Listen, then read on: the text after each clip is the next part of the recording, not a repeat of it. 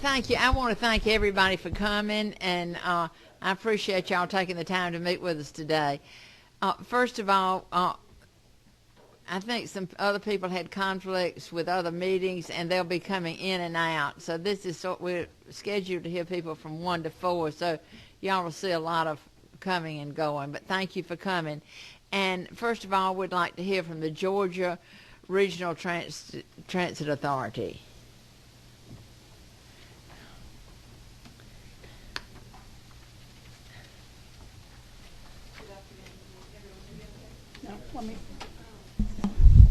Are we on now? There we go. Thank you, Tracy.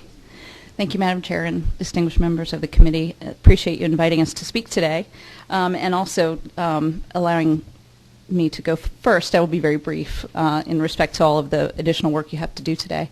I'm Janine Miller with the Georgia Regional Transportation Authority.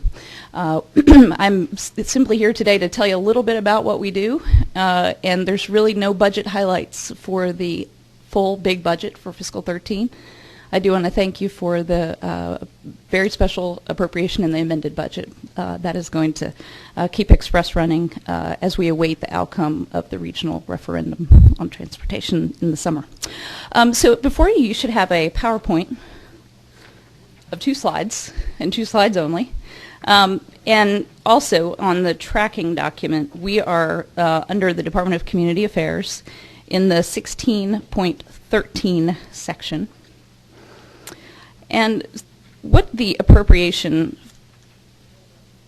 that you all give to Greta each year does is on the first slide of the PowerPoint, about a half a dozen bullet points that we feel is very important contribution to the transportation activities and successes that we've had in the region. First of all, we operate the Express commuter coach system, and there's a map of the system there in your PowerPoint. And our park and ride lots are in 12 counties in Metro Atlanta, but we pull customers and riders from more than 25 counties around the northern part of the state. They'll drive to the park and ride lots and use our express service. And mostly the appropriation that the state gives to Greta every year enables us to support the administrative functions of accounting for the money and ensuring compliance and customer service. But it's a vital piece of it. One great component I love about the express service is actually that we use private contractors to supply the service. They're not state employees; they're private employees, and we're very happy with our relationship and our arrangement there. The second bullet, it says we deliver transit projects. We will deliver the transit projects by statute. We're required to, if the regional referendum passes in Atlanta, we'll deliver the transit projects that are there, and those include transit lines both to Cobb County and Kennesaw, as well as to Emory University, and throughout Metro Atlanta. There's about $3 billion worth of projects. We're preparing our work internally to execute as soon as the referendum passes, if it passes. Third of all, we monitor the performance of the region's existing transportation system.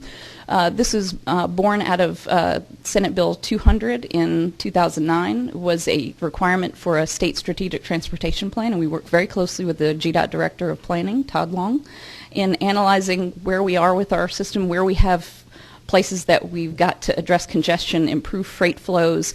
We keep track of all that, and we're actually going to have our first performance report that's coming out. It'll come out in the next week or so, and I'd love to make sure you all get a copy. I'm sure Todd Long will be doing that. I think Todd's here as well. What we also, this work also enables us to be a check and balance on the Atlanta Regional Commission's plan to make sure that the investments that they're choosing are the ones that are best for the state and for Metro Atlanta commuters and tourists.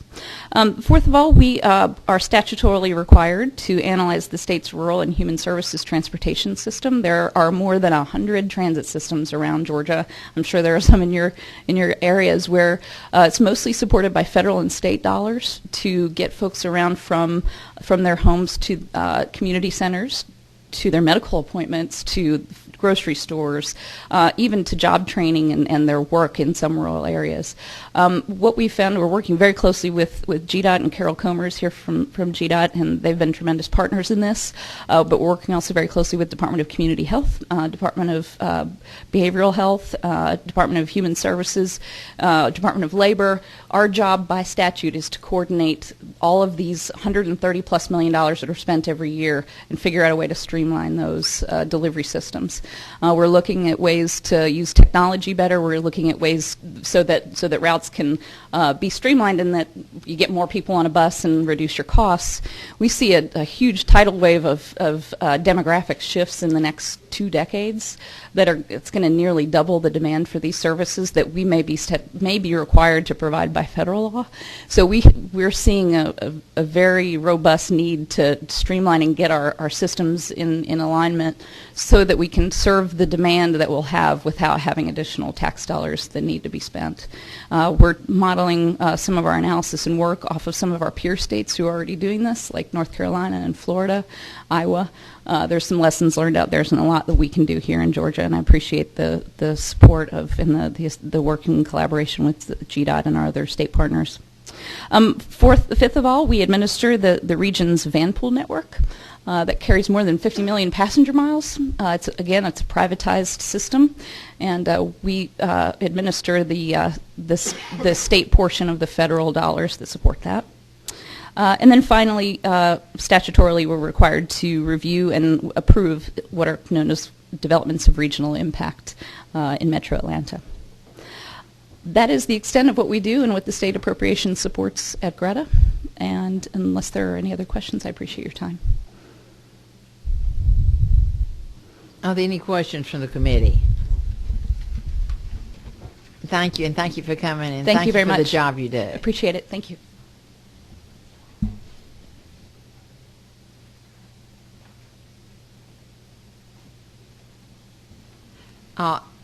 Georgia Ports Authority. Hi. Thank you, Madam Chair, members of the committee. My name is Jamie McCurry, and I'm the Director of Administration for the GPA. I think you all have a brochure in front of you that's a bit of a brief summary of the Savannah Harbor Expansion Project. That project is what is included on your bond sheets for the GPA. Governor Deal has recommended $46.7 million in bond funds for fiscal 13 to continue the funding of the Savannah Harbor Expansion Project, or SHEP as we call it. I'm sure that with the coverage of the project over the recent months and years, you're probably very well familiar with it, and I'm happy to answer any questions you might have about the project specifically.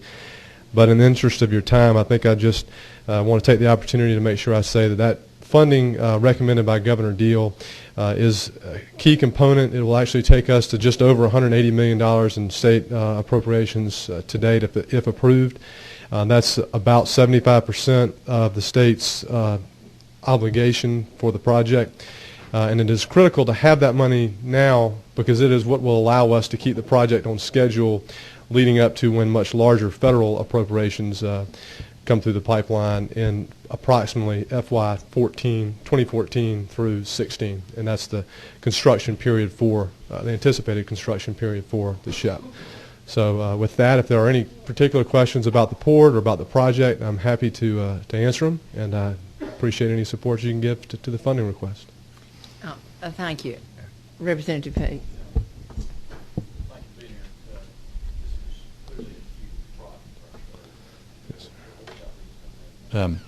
Thanks. The money that's been appropriated so far is now $180 million. I'm assuming that what's been asked by Governor Deal stays in the budget in the same amount. What is the process of the spending now? I mean, is it going into just some development costs right now? I mean, obviously they hadn't started dredging the harbor yet. Correct. So where is the bulk of the money being spent now, or is it just being appropriated and held at this point? It is being drawn down and spent on some of the planning and design funding. The state is able to bridge any gaps in funding that exist from the feds. Also, as we get into the construction phase of the project, which dredging is not, I mean, kind of like building a house, there's a lot more to the construction other than just the vertical construction. Right. And so we have property acquisition and elements of mitigation that have to go into in advance of any dredging. And so this money allows that to happen over the course of the next 18 months. Can I ask a question off that, Sure. Madam Chair, if I can? Yes, please. The property acquisition, when you dredge that thing, are you having to buy property all along each side of the coastal way? No. In fact, the physical aspects of the project are contained within the existing channel. Right. Okay, There are, I shouldn't say that unilaterally, there are a couple of places where it'll be expanded a little bit into what is the bank of the channel today. That's not much property, and it's not developed property. It's marshland. Mm-hmm. Most of the property acquisition is for wetlands mitigation, so it is freshwater uplands and freshwater wetlands and some upland buffers that will actually be added to the Savannah National Wildlife Refuge. Okay. Madam Chair, I'm going to keep asking questions until you stop me, if that's okay.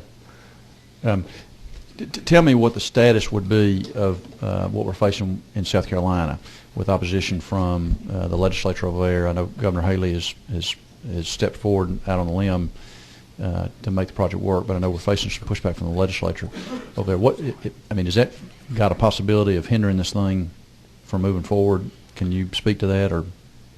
I can speak a little bit. I mean, some of that, not some of it, a great deal of it is tied up in litigation right now. I think the most important thing, without being editorial, is that South Carolina has given the necessary water quality certification and coastal zone consistency permits, if you will, to the Corps for the project. Okay. There clearly is some infighting, if you will, between the legislature and the governor's office and in the agencies in South Carolina. I do believe that the Corps is satisfied with the status of the project, both from Georgia and South Carolina resource agencies, as well as the federal resource agencies. This project is unique in that, in addition to the Corps of Engineers approving the project, U.S. EPA, the Department of the Interior over Fish and Wildlife, and it's the Department of Commerce, but because of NOAA Fisheries and bringing an endangered species in the river, all of those agencies also have to approve the project. And though they have not formally signed off on the project yet, that is coming, and we are all of like mind in the status of the various elements that those entities are concerned with. Okay, so unless politics aside, right? Unless there was some injunction, I guess, put in place because of some law that would have to be passed by the governor, or signed by the governor as well too. I think that's a fair statement. Okay. If I can ask one more question. One more, and then some other people have some questions. Okay, well, I'll wait till some other. All right, thank you. We've got some other questions. Thank you. Representative Black. Yes, thank you. You were with us yesterday at Campbell County. Good to see you 2 days in a row. At the coastal delegation meeting, and heard the presentation about the site down there that they are hoping to look at as another port.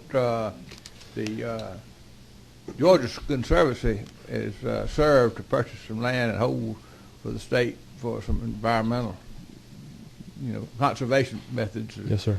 Until the state could arrange financing and so forth. Is there any tools that would be available to tie up this piece of property that's in bankruptcy now before it gets to the point where it couldn't be purchased? I think on the opportunity that we have right now. I'm not familiar with any unique tools other than merely buying the property. As far as funding goes, it's not a property that we have been engaged in any kind of detailed talks on. I know that yesterday was the first time I had seen that presentation. A couple of other individuals in our organization have previously seen that. As far as the progress of any discussions to acquire the property, I don't think anything has occurred. If in the appropriations process money was directed for that purpose, then I'm sure that direction would be heeded. It does seem like a very good idea, but one that probably has a lot of questions that need to be answered before you could determine the viability of that property for a major container terminal or grain terminal or whatever type of terminal might need to be there. Most of that being, I personally think, because of the wetlands implications and how you would have to bridge that last, I guess, approximately 3 miles distance between the current shipping channel that serves Kings Bay and that particular site. But my familiarity is limited to what I saw yesterday. My concern is this property. I think probably could be purchased in extremely favorable condition now, but because of the uncertainty and everything, I don't think we could. I'm not ready to propose that we start appropriating money for it at this point, because that's too many unanswered questions, as you. Yes, sir. I think. But I would not argue. I wish we could tie this thing up somehow. But thank you. Thank you. Thank you. Representative Van Epps. Thank you. You mentioned $180 million, Yes, and sir. I just needed some clarification of the extent, the time frame, that $180 million, and the references as to the locations. Yes, sir. The 134.4, I believe, is the specific amount that has been appropriated thus far for the project, and then the 46.7 that the Governor Deal has recommended in the 13 bond package would be what gets you to that 180-ish number. The previous appropriations go back over several years. Several years. Yes, sir. Any further questions? And just one more question. The proposed dredging is at the Jasper Port. It goes beyond the Jasper Port to the Garden City Terminal. On the picture in the fold out there, the bottom of that center portion, the dotted line essentially represents the dredging project. I couldn't do a much better picture than that, unfortunately. I'm not very skilled. And we will actually dredge 6 feet along that dotted line, huh? A maximum of 6 feet, yes, sir. It was the final determination of that will come in the final EIS that the Corps will release in April. It'll, in all likelihood, either be to a depth of 47 or 48 feet, so 5 or 6 feet deeper than today. Thank you. Thank you. I had a couple of questions. Yes, ma'am. First of all, could you get us a financial statement, your last balance sheet of your finances from the authority? I'm sure that I can. I don't have one here. Okay. Well, if you just follow up with her, I think a lot of the attached agencies are giving us their financial things, and so we'd sort of like to look at that. Sure. And the next thing, could you tell me how much the taxes are that DOT is going to have to pay? I don't know off the top of my head what the number is. The taxes you're referring to are to the state of South Carolina for land that Right. the state of Georgia owns in South Carolina. I Uh-huh. don't know what the number is Okay. myself. We had sort of wanted the Ports Authority to sort of help DOT pay those taxes, since that y'all did benefit a lot from them. Well, And, we and a number of other private entities along the river, yes. But who is you are the main person? Would you say that 85% of the I don't know what usage? percentage it would be, but yes, we certainly have probably more ships than anybody Uh-huh. else. But there are a couple dozen different terminal operators along the river that benefit from the maintained channel. DOT has, of course, had to pay those taxes over a number of years, Well, I couple don't of think decades. they went up, but haven't they gone up to about 700,000? Again, I don't know what the number is. I know Okay. they have increased with the millage rate increasing in South Carolina. I'm not Uh-huh. sure what the number is. I'm sorry, 641,000. Tracy has No, all I the should have facts right said there. 700,000. Okay, well, we just want to take a look at that. Yes, ma'am. Thank you. Thank you, and wish y'all could help us out, because, DOT's budget, the state only funds them, and that part of the budget, $6 million, and I'm not sure exactly what y'all's revenue, what was y'all's total income and revenue? Total revenue last year was about $280 million, Uh-huh. I think. Thank you. Thank Yes, you for ma'am. coming.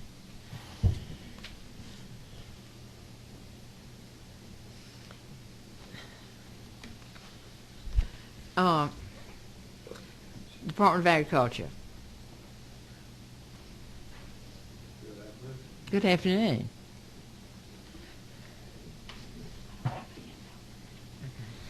He doesn't have handout. He's just going. Get that thing turned around. Madam Chair, members of the committee, good to be with you today. I'm real thankful too to be at a committee that's named Economic Development now, and I'm thankful that for us to be associated with this, because I want you to know at your Department of Agriculture we consider us playing a pretty strong role in that mission. I know there's been a lot of discussion in the early parts of the session, Madam Chair, that we want to make sure that agencies are doing correctly, and a lot of discussion about removing red tape, which I'm a big supporter of. And as we kick off on our discussion in economic development, I would like to tell you two very quick things that we've done just in the past week. Some of you may have heard at Farm Bureau luncheon this past a couple of days ago. We had a great conversation with an Italian business firm about 3 weeks ago. They were in, and the guy had an opportunity to start a business, and the Italian trade representative, a guy that I knew several years ago, and just kind of got reconnected, and he had his trade minister here, wants to put private investment in Georgia, wants to make mozzarella cheese. We don't make it here. That's because our regulations and our pasteurized milk ordinance that we've adhered to treat all dairy products the same. And so it really makes it very restrictive to do anything with some types of cheese, particularly mozzarella. Very simple change in the regulation that we're going to make, and actually we're going to give the guy a waiver or a variance until we can get get it approved. We'll have some jobs in northeast in Gwinnett County. That's where an existing plan is. He's going to add on to make cheese. That's a good step. This morning, stevia. Anybody ever heard of stevia? I believe I'm correct in it. It's a natural sweetener. Working with a grower now down in Bacon County, and but there's a big problem moving this product from West Coast to East Coast, which we have an opportunity really to take the latch on here. We don't have a crop protection chemical that's labeled though over here. Representative Black, we've taken real strong look at a 24C or a Section 18 working with EPA to get a product that they can use. We're going to have 100 acres of it grown this year in Georgia, but the potential is for thousands. So we're really interested in economic development, Madam Chair. We want you to know, and we're trying to make that story be known. You will know that we have 5 budget areas, 5 program areas. There are 2 of them that are listed. The Tifton and Athens vet labs and the poultry veterinary labs. Those are entities that are attached to us, and they're essentially pass-throughs. But so I'll not be speaking to some of their issues, but I will pledge to you this, Madam Chair. We've got these are folks that really serve well, and they're very much needed in agriculture, and we contract with them. But sometimes they're a little bit in limbo about who's speaking up for them, whether it's us or the regents, and sometimes they don't know exactly who to turn to. So I'm pledged to you, we're going to be a little more, provide a little more facilitation to the subcommittee over the course of the summer. Maybe we could take a lab tour or something, and so we can make sure that their issues are, that you fully understand them. But I'm sure they visit with you on the side, but they don't have a chance to present before the committee. The other 3 areas that we have are consumer protection, administration, and marketing, and let me briefly touch those for 13. You are going to see the telecommunications and the statewide health benefit plan adjustments, which are normal, and those additions are there within your document. We have adhered to, of course, appreciate the governor accepting what we recommended to meet the cuts, the required cuts. What we've been successful in doing is a little economy. We had 2 district offices, one in Jessup and one in Albany, that were kind of shell offices, quite frankly.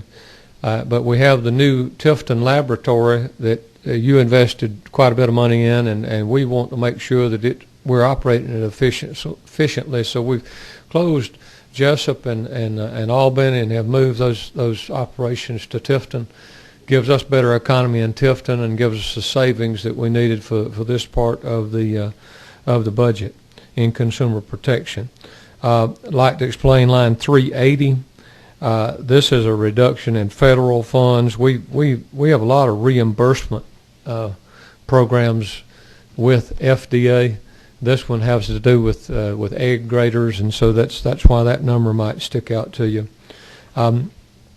You do see an add of $7.5 million, and I'm certain that in case you don't remember why that's happened this way. House Bill 1055, which you approved and the governor signed a couple in 2010, we got into a little discussion with the state auditor who said that just didn't think, even though we were authorized to keep the funds and we've just abided by the law, there's some constitutional issues about whether that's really so or not. So we turned the money back in, and this is a reappropriation of those fees that were increased in 2010. So it's not an add or an increase. It's just simply a return, a dollar for dollar return on the fees in consumer protection. The administration budget, you'll see again health benefit and telecommunication expenses. On January 1 of this year, we began using shared services. And so that's going to really, I think, for this department, give us some economy that we've been searching for and reducing our administrative roles over time. We have been able to reduce one payroll position in accounting this year, and I expect that we're going to find more economy of that in the future. We've found efficiencies in our fleet management office, and we've combined two positions into one. This has helped us with some of this savings, and it's reflected by the $96,417 in reduction, and that's on line 396. We are also appropriated back, same deal in administration, $2.45 million. You see that. That's the fee swap again, if you will, and we've been tracking the actual fees of what we expect them to be now that we are kind of 1 year into this, into the collection of that new calculation of fees. And we feel very comfortable these numbers accurately reflect what it will be for fiscal 13, and very comfortable with that. Lastly, in marketing, you'll see on line 415 a reduction in 93,595 in total funds, and this is, again, it's just personal services. It's some attrition we've been able to find, and we have eliminated one more position in marketing to help us achieve these budget goals. One issue that's been discussed quite a bit, and I know, Madam Chair, you've got quite a bit of interest in it. We told the big committee earlier in the session that we have eliminated the office that we've held for quite some time in Brussels. There's some other things I'd love to talk to committee members. We can do individually at some time about that whole international program. I want y'all to know we've got our hands around it now, and we're headed in the right direction. Our costs over there, we're still facing pending litigation from Brussels because in 1995 we signed an agreement that said we're going to waive any right, we're going to subject ourselves to the employment laws of Belgium and waive the sanctity and sovereignty of the state of Georgia. And by doing so, by terminating this position, which needed to happen, we may be exposed to up to 18, 20 months of salary. And so it's better for us to go ahead and take it. We still have thoroughly investigated this with Attorney General. We're waiting on some, could go either way, but I want you to know we continue to monitor that situation very closely. And what we've converted this to is an Office of Business Development, domestic, international. It could be, we have a lot of people coming to us with ideas. We have people wanting to get into international trade. We have people wanting to sell their product. We have people that need business licenses and permits at our department. We're building a one-stop shop that's going to help people get in business and help connect with their markets out of this market division. Bo Warren, who many of y'all know, used to be with Farm Bureau and is a good stint in business, has joined our teams heading up that effort. We respectfully request, Madam Chair, that the importance of that division can't be underestimated. But what we're going to do is build these relationships with the 10 offices that we already have all across the globe with the Department of Economic Development, and we need our agricultural expert here, and then let him be the old-timey telephone operator, if you will, that plugs people together with our professionals that are all across the globe. That doesn't need, we don't need to be spending our money that way. We need to invest it here and deal with Georgians and help Georgia businesses access these markets. And in order to do so, hope y'all will be willing to let us keep the. It's not mentioned in here, but the what it takes to run that department. I still need those resources, and we'll invest them wisely for you over the next fiscal year. But I believe that is critical.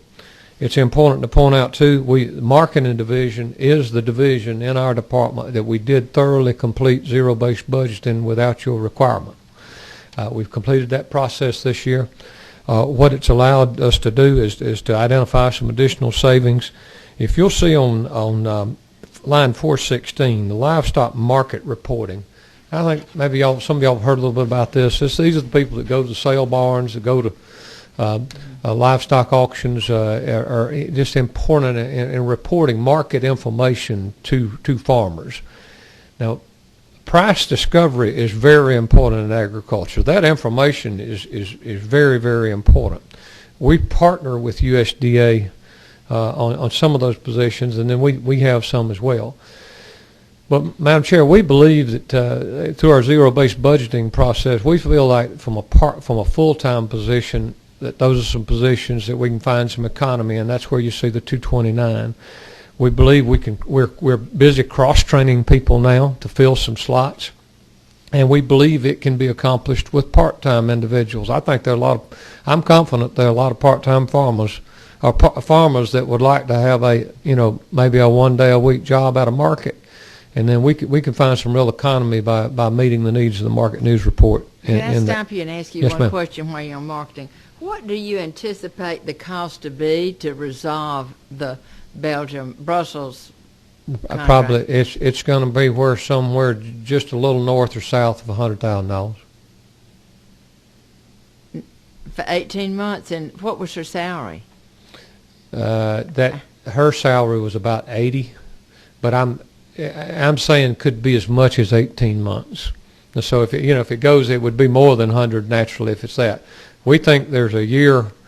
We're making an argument on a year that is we think can be upheld. But, Madam Chair, it's not going to matter whether we've got them. This is a matter of law. It's not a matter of not whether we got the money or not. It's just a matter of we're going to have to set some aside and bite the bullet if that's the way the law goes. And we as a state have already lost several court cases very similar to this, but I'm hopeful that we've got a little bit of leverage on some other issues now that may expedite a settlement. I'd like to talk to you about it afterwards because I'm. Yes, ma'am. If you could come by, I'll be happy to. It. And I'd like to see a copy of that contract. Do you have a copy of the contract? Yes, ma'am. I have the last one that we were able to discover from 1995. No, the 2005 contract. Wasn't that a 10-year contract, and then she had to renew another one in 2005? Actually, no, ma'am. I don't think there was a contract. I think there was a letter from the department. So that wasn't the contract? No, ma'am. The last contract that I'm aware of, I believe, Sydney, is 1995. Okay. Thanks. It's an amazing... disgustingly amazing document. Right, thank you. Okay. Yes, ma'am. 229's we're going to find the savings there. On 417, you're also going to see $156,000 in savings. The Commodity Marketing Act that y'all are aware of, Commodity Commissions, Peanut Commission, Cotton Commission, that we administer in the body of their law, which is now roughly 50 years old, there's always been a provision for the state to actually redeem administrative costs. And there have been a couple of attempts in the past and various reasons of why we haven't done it. We've never done that. We actually provide bookkeeping and do stuff and with no administrative reimbursement. That totals $156,000, and this reflects a savings of that we can partner with our commodity commissions to redeem in the coming year so that the taxpayer's not biting that bullet. We have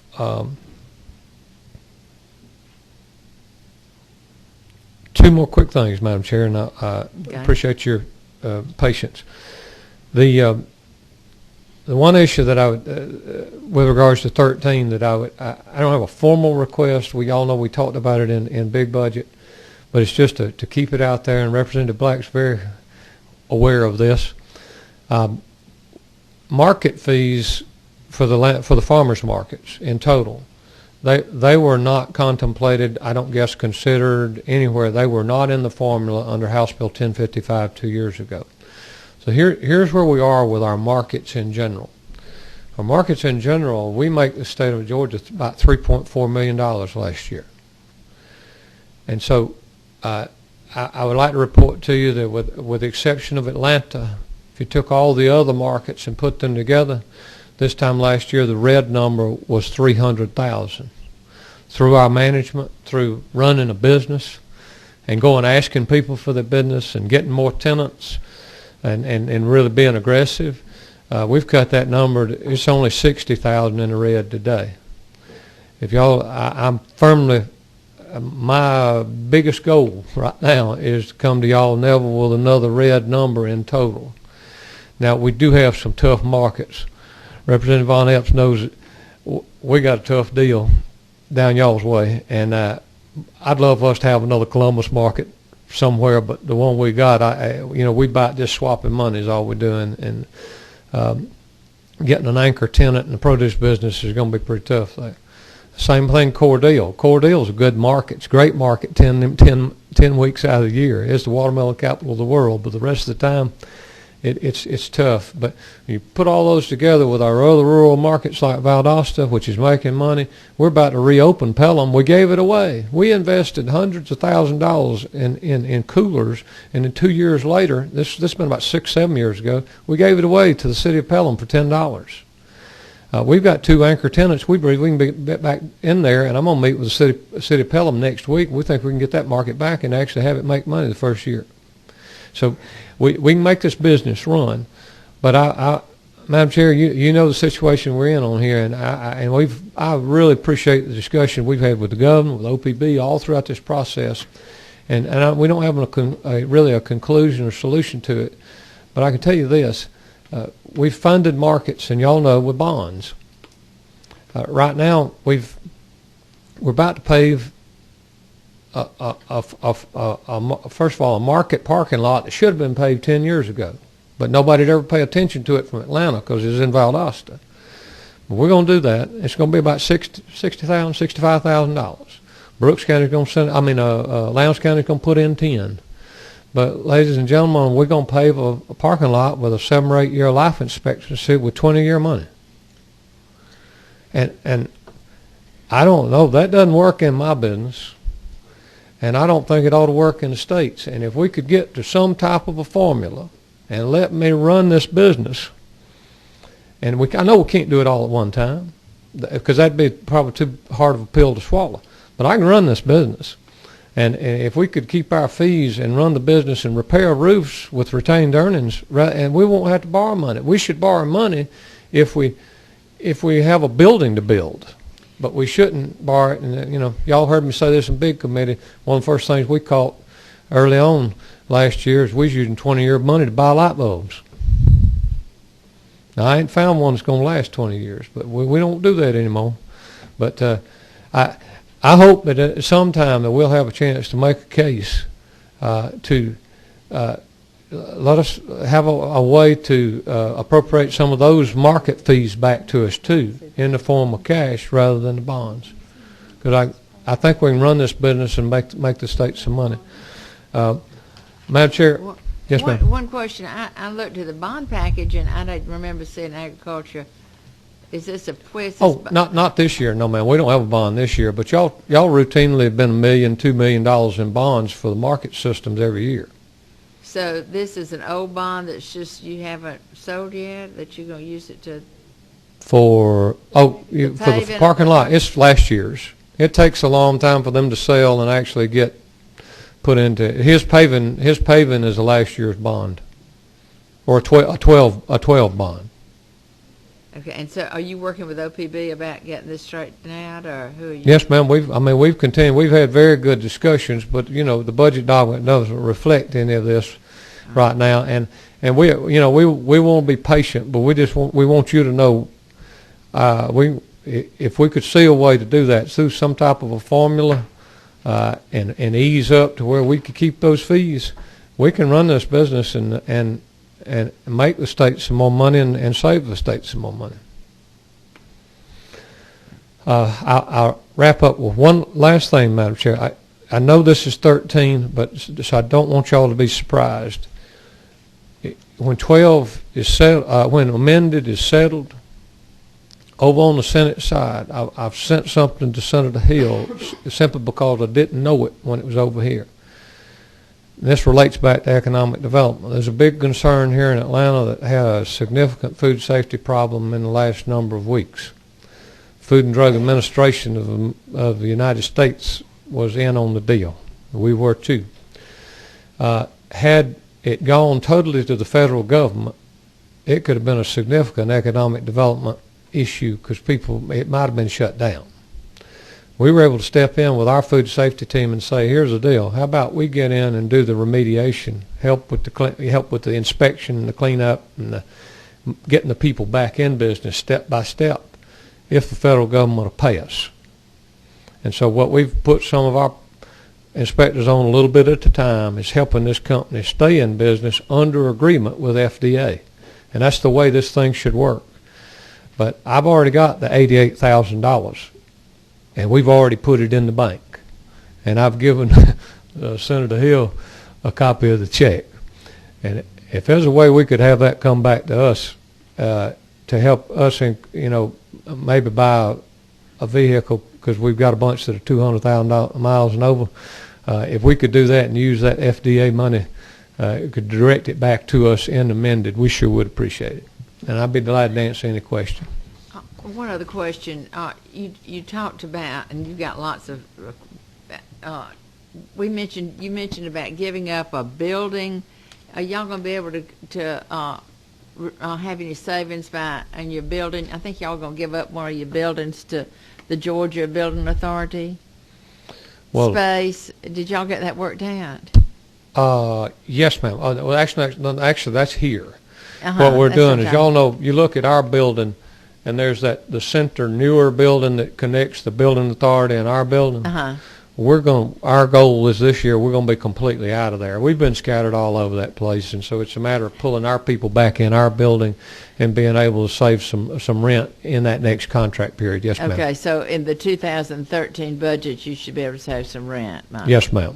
Our certain hope is to do that. Now, there's another thing, because once we get over there in our building, we're going to have to pay rent there too. So because we're not losing, we're not necessarily, we're consolidating. You are paying for that rent anyway over there? Yes, ma'am, but not on floor 4. We're getting down in. I'll get down in the weeds on you too quickly. Okay. We're not on the 4th floor at all. Okay. But see, if we can get them out of the middle and take part of the 4th, then the building authority's got the whole center part. They might could rent somebody else. All right, good. Okay. Let's see, Representative Van Epps. Thank you, Mr. Commissioner. You had given us some figures like $300,000 that were lost by the various facilities in the rural area, and you made an exception to Atlanta. Those numbers did not include Atlanta's numbers? No, sir. Okay. Atlanta's pretty prosperous. Okay. The market itself. So it went from a $300,000 loss to a $60,000 loss? Yes, sir. Okay. That's just in kind of just some flat out efficiencies and getting some more business, some more people to actually come pay rent, give us more revenue. What's the amount of money is generated with the Atlanta market? Total is about I'm going to give you a round number. Total for the market's about $7 million in income, and about $4 million in expenses. So that's where I get that 3. And then Atlanta in and of itself makes about. I can give you a complete schedule of that. Okay. Cindy, do you know? So Atlanta's 3.3 of the actual raw profit. Thank you. And Representative Pigg, just a couple of questions. We're sort of running short of time. Go ahead. Go ahead. For your leadership over there. Boy, you're doing a great job, too. Yes, sir. Thank you. Thank you. The positions and funds that will be coming from the Labor Department, Yes, sir. you prepared for that? You prepared to handle that? And Which ones? Well, the ones that's in there for the safety inspection program, for the The safety ones- inspection program. I think the Yeah. elevator thing. The elevator thing, it's right. not, It's it's not, not that's not coming to us now. Transfer funds. It's there, but it's supposed to go to insurance and a couple other places. They've They've done. made a change. It's supposed to be. Okay. You'll get it corrected. I'm sorry. You'll get it corrected. Okay. Thing. Got it. Thank you. Yeah. Okay. Okay. Representative Black. Yeah, help yourself.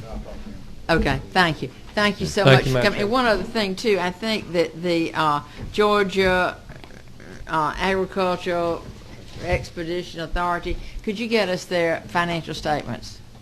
Yes, ma'am, I can get Okay, Randy okay. Moore to get them for you. All right, thank you. Because they're kind of, they're not, They're an they are, attached agency, and they're down here under you, so. yeah, they're attached. Reason I didn't mention them, they are administratively attached, but Yeah. not like the labs, because the labs contract Okay, I with know, us. but since they were under you Yes, and they sir. weren't going to present today, if you I'd could be get- happy to tell I Randy to get appreciate it. everything you need. All Thank you. right, thank you. I didn't get here fast enough. All right. Thank you.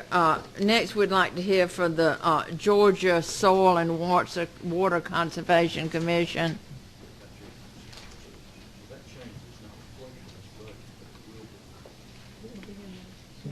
And the other one, they moved it over to each, because they were already inspecting some elevators.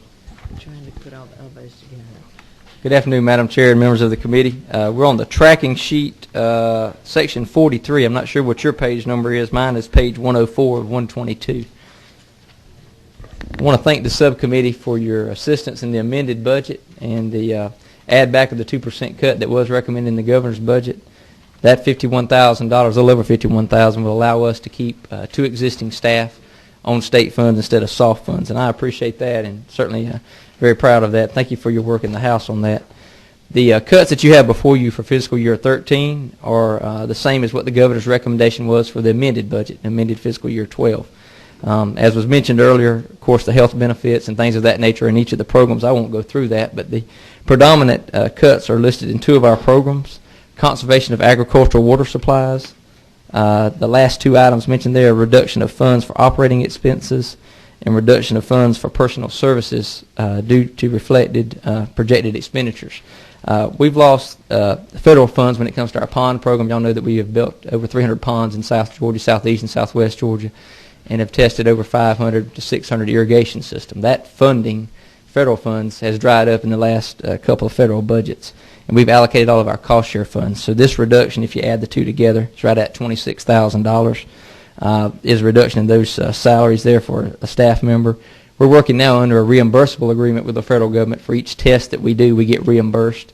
So in order to take these cuts, we'll be taking that reimbursement money and filling that back in for the staff member. I do think it is a very valuable program because the testing of those irrigation systems really accounts for real agricultural water savings, and we can account for that.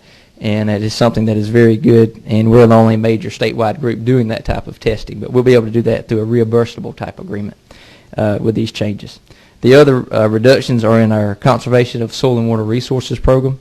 The last 2 items, a reduction in operating expenses and also a reduction in personal services. These 2 cuts are related to our erosion control, education, and certification program.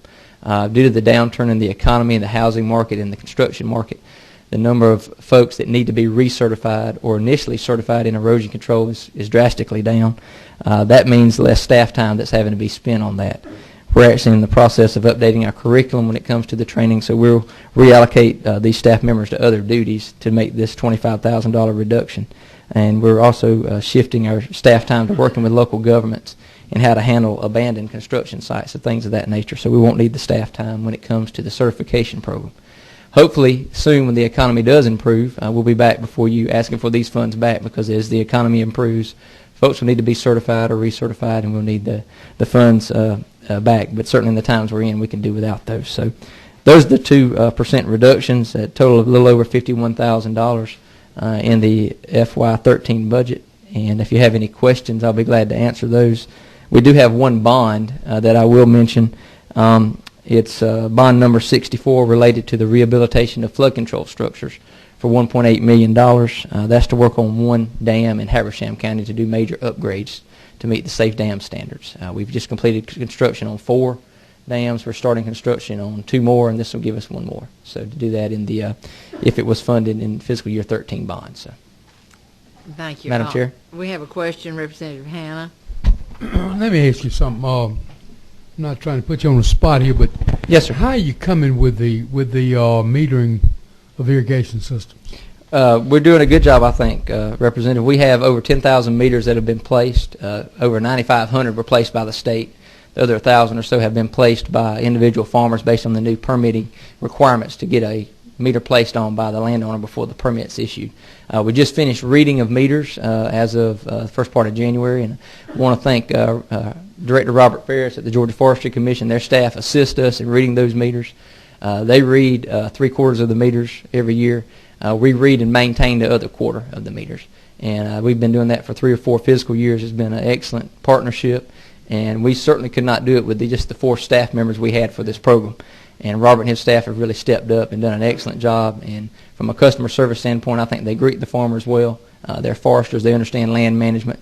We're not running around in a farmer's field while the deer hunter's trying to shoot deer. We know when to be out in the field. They do too. And we've learned that. And we appreciate having folks that understand agriculture working with us. I do have a pamphlet, though, that I will leave with you. Appreciate you asking the question. For all the committee members, if you'd like to take one.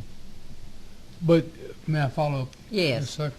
You feel like that you've got a pretty well handle on how much water agriculture is using? Yes, sir, and it varies Okay. by year, certainly. In drier years, the higher the numbers, but definitely from where we started in fiscal year 2004 to where we are now in fiscal year 12, the amount of water use that was projected based on no metering, it was much greater than what is actually being used year by year. If I may, a little background for some of the people, members that don't know, agriculture was being seen as used, how much water they were using at capacity of the pump.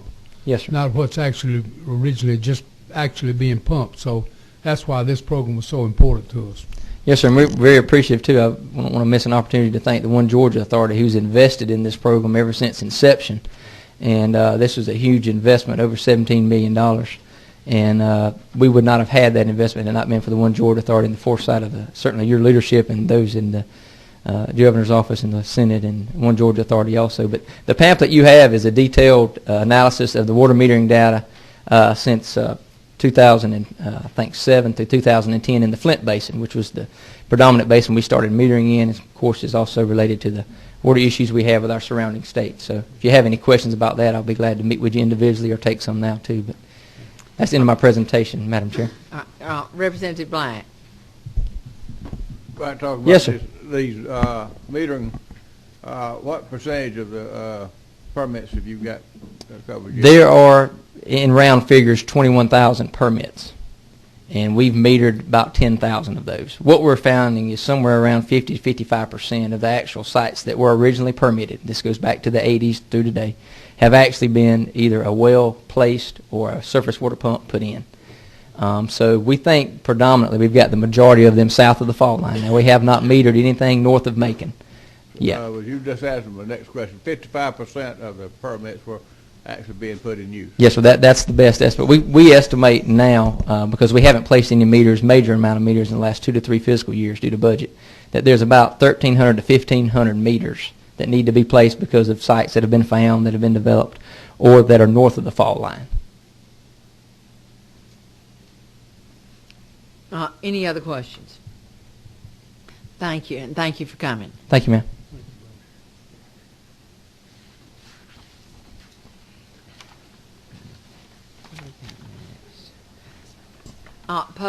Public service.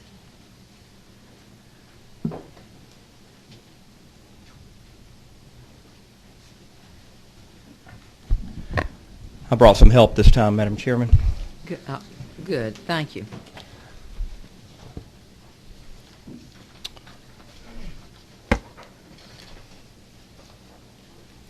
everyone. This is Chuck Eaton, Vice Chairman of the Public Service Commission. I'm Tim Eccles, Chairman for this year, and with the short time that we have today, we really want to make a case today for the restoration of this 2% at this very, very pivotal time in our state when all eyes are on us. And I'd like to ask Vice Chairman Eaton to tee this up. Sure. Since we've only got a brief amount of time, I thought I'd focus on really the most important project. While there's many projects that we deal with at the Public Service Commission, the most important right now is the expansion of Plant Vogtle, the 2 nuclear reactors. Literally billions of dollars are at stake here. It's potentially a $14 billion project. It's by far the largest construction project going on in the state right now. And even a small delay or cost overruns could cost hundreds of millions of dollars on this project, especially given SB 31. We have 6 hearings a year to verify the spending and to review any proposed changes in cost estimates on this project. These hearings alone involve 24 staff members, and the most of the salaries of these 24 staff members come from the Utilities Personnel Services budget, which is where the 2% cut is.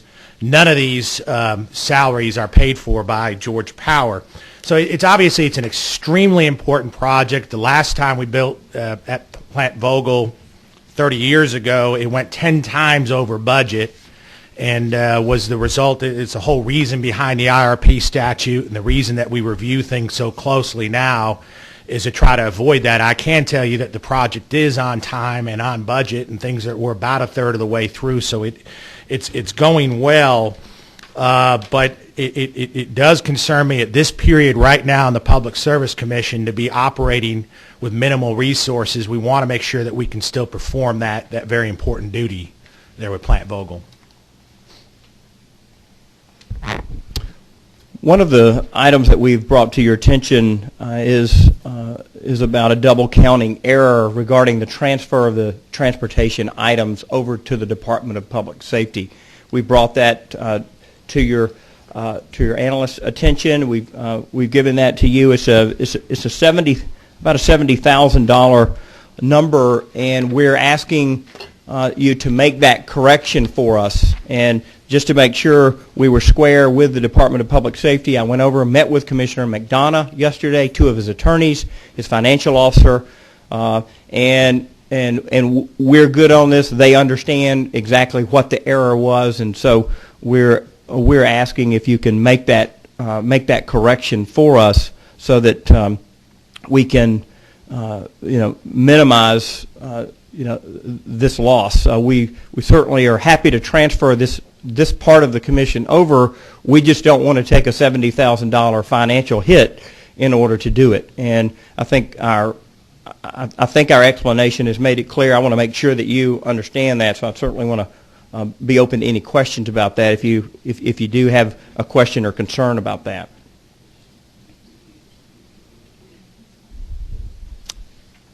Okay. So, We finishing up here? Or? Yeah, and then I'll do the closing. Oh, okay.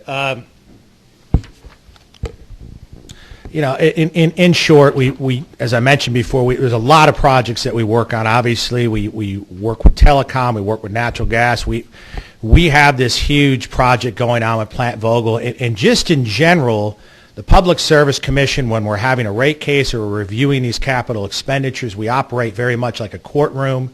The different parties intervene. They're bringing in their expert witnesses. They're bringing in their staffs. And we at the Public Service Commission have to have the ability to go toe-to-toe down there, because if we don't, we're going to get outgunned and outmanned during these hearings, and we won't be able to come up with as favorable ruling for the consumers and manufacturers here in the state of Georgia. And as many of you know, in 2013, we'll begin the new rate case for Georgia Power. And as you probably know, there are really two buckets, when we do a rate case. There's the consulting bucket, which the House, through HB 1233, allowed allowed us to pass on a certain amount of those consulting fees to Georgia Power. That has helped us tremendously, and we are very grateful for that. But these consultants, they are specialists. They're temps, really. They're not the full-time people like Cherie and Sean and Dennis and Phil and the others who are experts on Georgia Power, who monitor their earnings, their revenue, the fuel consumption, the base rate seasonality. These staff are very important for us to be able to do the job of holding this company accountable. We need, as Commissioner Eaton and I are here, we have staff over in the next building who are working on these very things. And it is an important part of what we do. And so when we cut into that part of our budget, into the utility budget, we're becoming less effective in that area. And our plea to you is that at this time in Georgia's history, when the eyes of the nation are on us, Secretary Chu was in the state yesterday at Plant Vogel inspecting the construction. That when we have other states and other utilities and federal agencies looking to Georgia and saying, I wonder if this is going to work this time. We need every hand on deck to make sure that we do the job. So this is the year. This is the year to give us the things that we need. We're asking in order for us to make you proud, to be effective. We want to do that. Our staff want to do that. And we're asking you to restore this to us this year. And let's move forward. Let's make the nation proud. Let's complete this nuclear power, these 2 reactors on time and on budget, and begin a nuclear renaissance that's long overdue in this country. We're open for questions. Where are we going to get the money to restore it from? From somebody else?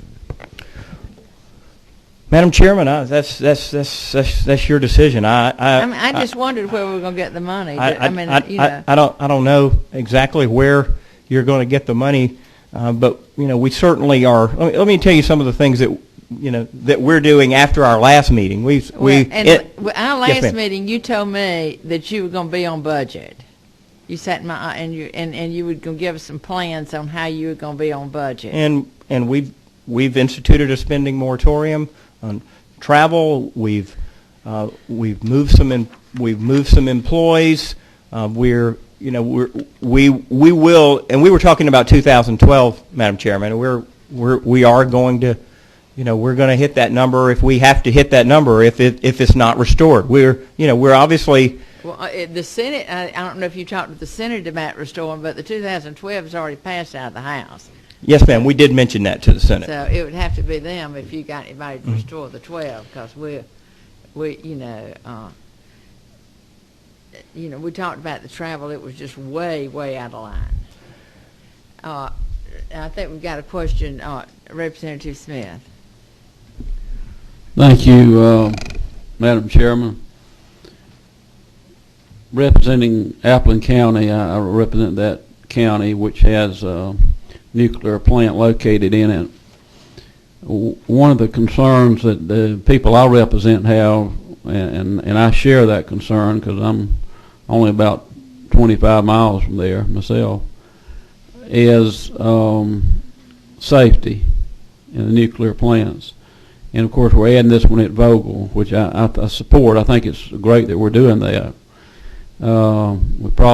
We should have started 25 years ago adding more plants, and we'd be more independent to foreign countries than we are today had we been doing this all along. And I noticed on CNN the other night it's become a national story as well. But what do you need us to do to provide you the tools that you need in order to make sure that not only Plant Vogel that's where we're adding on to is safe, but also the other plants throughout the state are safe, and there's not a chance of something happening like has happened in the past, where there's been a leak and destruction would occur. Could you give us some guidance as to what we can do to help you in that area? Well, first let me say that the nuclear waste generated by these two plants, Plant Vogtle and Plant Hatch, is all still sitting on site, despite the fact that the U.S. Congress has created a nuclear waste fund. They've charged our consumers through the power company over $1.2 billion. The Congress has taken that money. They've spent it on something else. And the waste is still sitting there. In fact, at Plant Hatch, Georgia Power has had to turn to the free market and purchase cement cask, dry cask storage, and it's sitting on a pad back behind that plant. And that waste is sitting there today, and it will sit safely there for some time. This waste has a life of 10,000 years. And so, you know, for the eventual safety of Georgia, I would love to see our collective legislative bodies send a message every time they see a Georgia congressman, don't forget the waste sitting at our nuclear power plant, because I believe, Representative Smith, that they pretty much have forgotten about it. And they've forgotten that we've been charged not just once, but we were charged for those casks, about 12% of the operating cost of that plant. And then when they put these assets into rate base, we've been charged 3 times. And it's not Georgia Power's fault that we've been charged. It's the federal government's fault. So we need your collective influence in Washington, D.C. to help move this waste out of our state into a Yucca Mountain, or to a salt dome in New Mexico, or to a reprocessing center like they have in La Hague, France. We need, but we can't do it by ourselves at the Commission. We need your influence. So that's one of the things that we can do. The other issue, Representative Smith, concerns the number of upgrades that our coal plants need. And these plants are sitting essentially in limbo on the chopping block as Georgia Power waits for the feds to clarify the rules. And everyone knows, the uncertainty with what's going on in Washington. And we not only are building a nuclear power plant, but we've got another 17 coal units at 6 plants that need pollution upgrades on them, or to be converted over to natural gas. And we're supervising and analyzing and doing all the things that I talked about on the nuclear power plant. We've got to do that at the same time over the next 10 years. We've got some other questions. Thank you. Could I have one follow-up, please? One quick one, because we've got other people that want to speak. Okay. I certainly understand what you're saying, and I just, Madam Chairman, hope we can try to look at ways to help them. But my last follow-up question is that I ask every chance I get to any agency, if our constituents call up, are they able to get a telephone, a live person on the telephone? I get more complaints out of that from people, not about your department, but just in general, that they call state government and can't get an answer machine, and then it's days before they hear back. Are y'all working on trying? I know you just took over, but are y'all trying to get it to where they get a live person when somebody calls? Well, let me tell you the advantage of having 5 statewide elected officials and one $9.5 million agency is that people that are elected respond to constituents. And we have 5 commissioners. They respond, Johnny on the spot, and we have other staff that are helping with our consumer protection stuff. We don't have enough of that. We need to be doing outreach. But right now, we're just dealing with complaints as they come in and trying to solve those complaints. And that includes Commissioner Eaton and me. It's all hands on deck. We're all working over there. Thank you. Thank you. Representative Davis. Thank you, Madam Chair. Commissioner Eccles, you're looking at the dollars, okay? And I've got the switch of the accounting error and all that. The $159,000, the actual reduction, could we help by spreading that out over the 3 subdivisions of the PSC rather than put it all in the regulatory division. And you know, same cut, but spread it out, because right now it appears to me that it's all backloaded on the regulatory utilities. Or I said that backwards, utility regulation. You follow what I'm asking you? And maybe take 50,000 in admin, 50,000 in facilities, and then 50,000 in regulatory. Would that help or just compound the problem?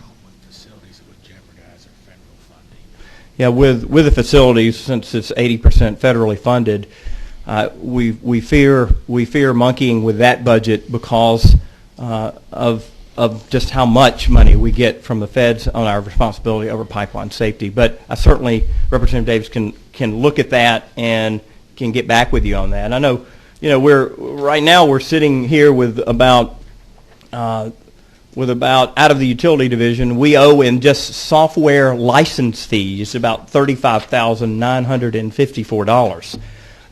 It would, you know, it would be really great if even if you just restored $35,954, so we weren't using pirated software over at the commission. We would like to pay our fees and be in compliance with. Nice. We're not using just for the record, Yeah. since we're on live TV, let's for the record. Okay, and you'll understand. You know, I think everyone on this committee appreciates the fact of what's happening at Vogel, and it is enormously important to this state, to this legislature, to everyone. You know, but we are making tough decisions with the 2%. I mean, we've got austerity reductions, we've got cuts to child protection services, to our Department of Corrections. You know, we are making very difficult decisions that affect people's lives. So all I'm asking you is to help us, if it will help for us to put it in a different division, or if there's some kind of breakdown as we move forward as a subcommittee, rather than an all or nothing. You know, let's look outside the box and see if we can move it around and make the numbers fit just a little bit better. The good news is we don't have any employees in Belgium. They're all over at 244 Washington Street working hard for consumers in this state right now. That you know of. Mm-hmm. Yeah.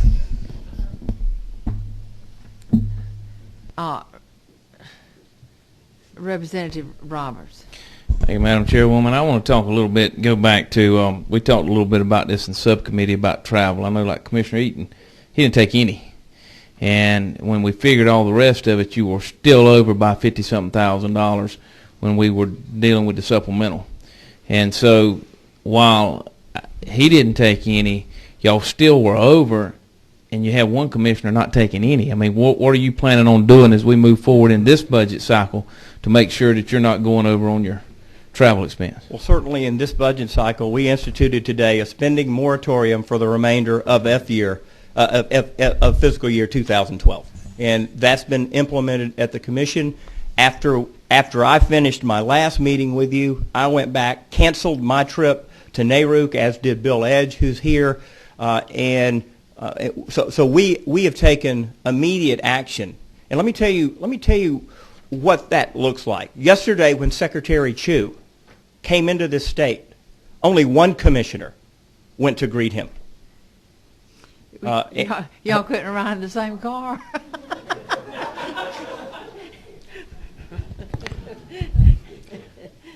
The commissioner was going somewhere else after the meeting and not coming back to the commission. But we do carpool together, Madam Chairman, whenever we can. We're one big happy family over at the Public Service Commission, despite what you may read, Madam Chairman, in the Atlanta Journal. Representative Roberts, we've instituted this. We are taking action, and we're taking this seriously. The fact that, you know what would solve this for us is if we could receive a per diem as commissioners. That would really help, because constitutionally, I must live in District 2. I have to, and Commissioner Everett must live in South Georgia. I don't have a problem with that. I understand that. But, on the other hand, we have restricted our travel from here, and I get the fact you live in your district and you need to be home inside your district with your constituents, and I get all that. Don't get me wrong, and I applaud you for being with your constituents. But on the other hand, we've restricted our travel up here from the standpoint as far as state dollars using to go to conferences and others as well. If we go, we pay for it out of our pocket or out of our campaign accounts. And that's what I was just getting to. I mean, what steps are y'all going to take? And if this is what y'all are going to, then that's okay. We'll look at that. But that's what I'm saying to you. We've instituted this policy as of today, and I anticipate it having good effect. Okay. Thank you, Madam Chairwoman. Thank you. Any other questions? Thank you, and thank you for coming.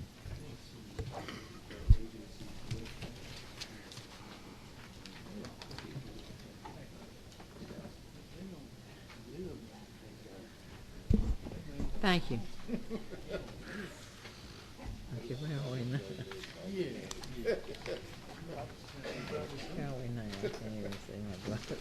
I got so many papers here. Okay. Okay. Number 6, Department of Community Affairs. This should be easier for.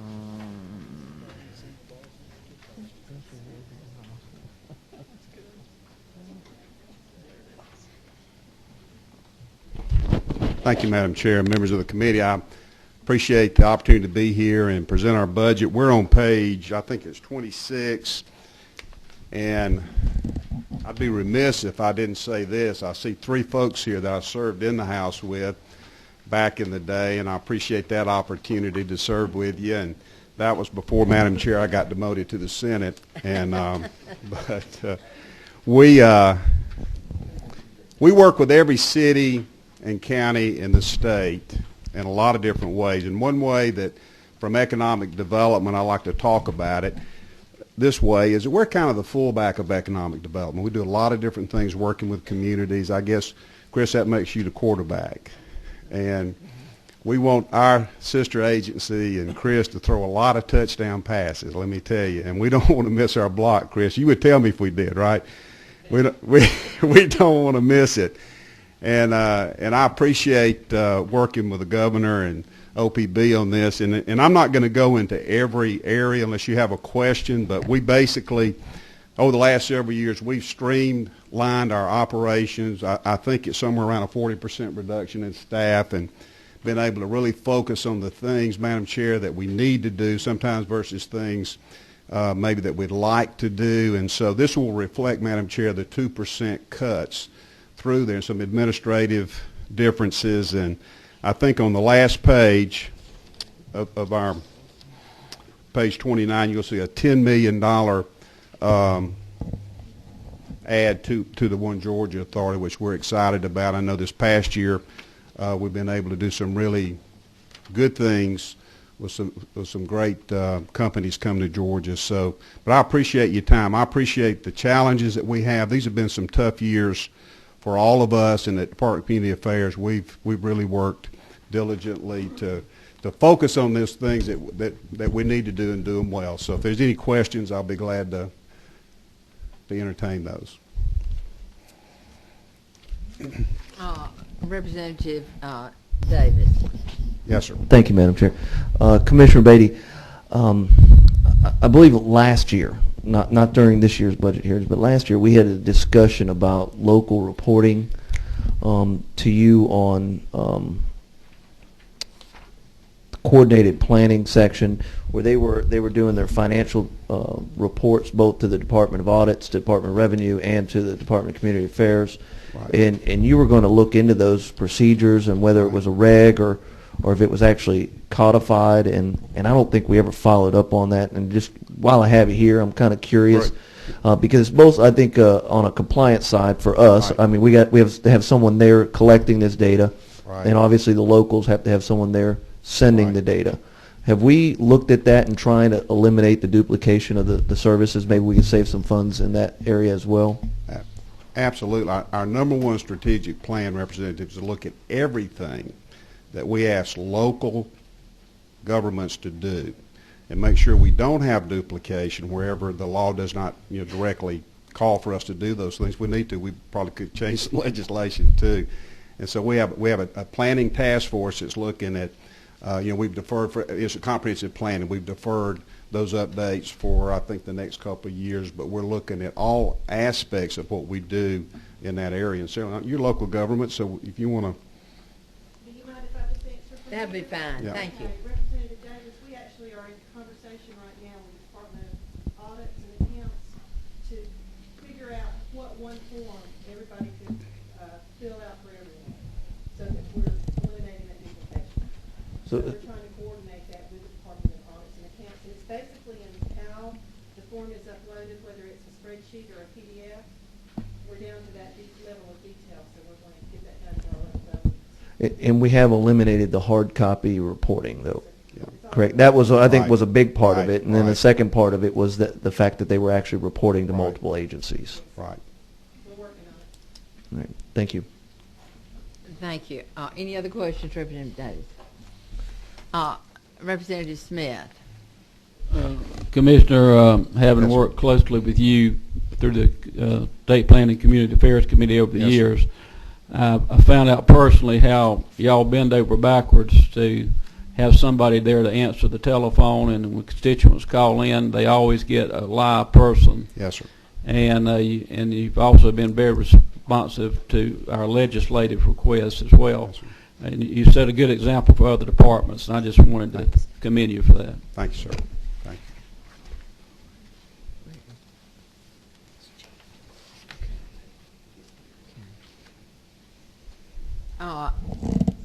I don't think there are any other questions. Thank you for coming. Thank you so much. And much. thank you for the job you do. Thank you, ma'am. Giefer is the next on the list. Okay. Giefer, and what is it? What is the name of it? It's not Giefer. Giefer. Georgia Environmental Financial Association, I guess. That's Authority. Authority. Yeah. Okay. All right. I think we want to see your financial balance sheet too. If you'll just bring it over to her Okay, too, yeah, because we're to trying to Tracy. get all these authorities' balance sheets together. Not a problem. We'll get that to her. All right. Thank you. No problem. We just have really one item in the budget. It's $277,000, item 16.12, that we use to pay the Georgia Rural Water Association for services they render for the small communities in the state. And so that's, we had asked for 283, took a 2% reduction, and at 277, and don't really have any issues with that. That'd be fine. And y'all got quite a few things in the bond program, don't you? We do. Okay. Representative Roberts. Thank you, Madam Chairwoman. Friendly question. Under the 16.12.1, by cutting that $5,670 out of there, what? I mean, this is something that's important to a lot of cities and all in rural parts of the state and all that can't really afford their testing of their water and all. Right.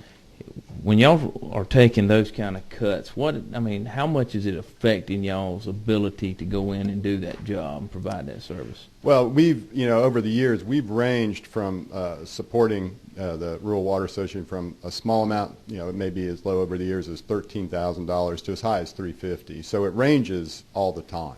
Right. And I think that, on the deliverables we're expecting this year for the 277, I don't think it has a profound effect. I mean, it does, but, our deliverables stay, we adjust those based on what the budget allows for what those guys are going to provide for us. Okay. Representative Hannah. You mean that you recommended that cut? That was the cut. We were asked for a 2% reduction. For the whole department? Yeah, well, for our state appropriations. So that was what we recommended, just like last year. All right, but that's 2% of what is financed to Georgia Rural Water now. Is that right? Yes, sir. It was out of the monies that were asked for, the 283. That was the reduction, the 5,000. Right, I think you're going to find out that they have been cut federally so much, it's getting hard for them to travel to these smaller communities. I realize it has That's an what the effect. problem is. Yes, sir. I mean, I'm not saying it has no I understand. effect. Yeah. Representative Roberts. Are they anticipating even further federal cuts this year? Yes. Yes, I believe they are. Now, that's where you took your whole 2% cut? That's our state-funded monies. Yes, ma'am. That's Okay. all we have except That's for all the you bond have? package. Yeah. Nothing else is funded by the state except No, that? ma'am. That's the only thing. Representative Roberts, did you have any? No, that was All right. Did you Thank want to? I didn't know if you wanted to talk about the bond package Well, really quickly. Do y'all have a copy of the bond package? I think it's sort of self-explanatory. Are there Yeah. any questions on the bond package? Quick question. Okay. How are you making a decision on how to allocate this money? Let's turn your thing on up. Typical county or rural community comes to you and needs money for water treatment plant or sewer or lines to. How are you making that? I'm just real quick. It depends on what program, but if it's the Georgia Fund, we have plenty of capacity. It's just a financial analysis. Can they pay it back? Okay. On the federal side, we run a solicitation of projects based off of what we anticipate the funding levels to be, and we just go through it, and those that we have a kind of a brief scoring mechanism. But a lot of folks will ask for multiple projects or projects that are just in the works, and so projects drop out and then we move folks up. But it's really never been a problem from a loan standpoint. Just a real quick follow-up, if I can. So if an area has uranium issues, like there is down in Monroe County, is that given a higher priority for funding, or is it based on the severity of the issue? It's not based on the severity of the issue. I mean, because we haven't really run across or bumped up where we go to anybody's come up and said, we need a loan, and we say, we're out of money. Okay. We haven't had that issue. Okay, so, right, yeah. okay. Yeah. Representative Davis. Ma'am, I just bumped it. I'm sorry. Oh, all right. Thank you so much for Thank you. coming.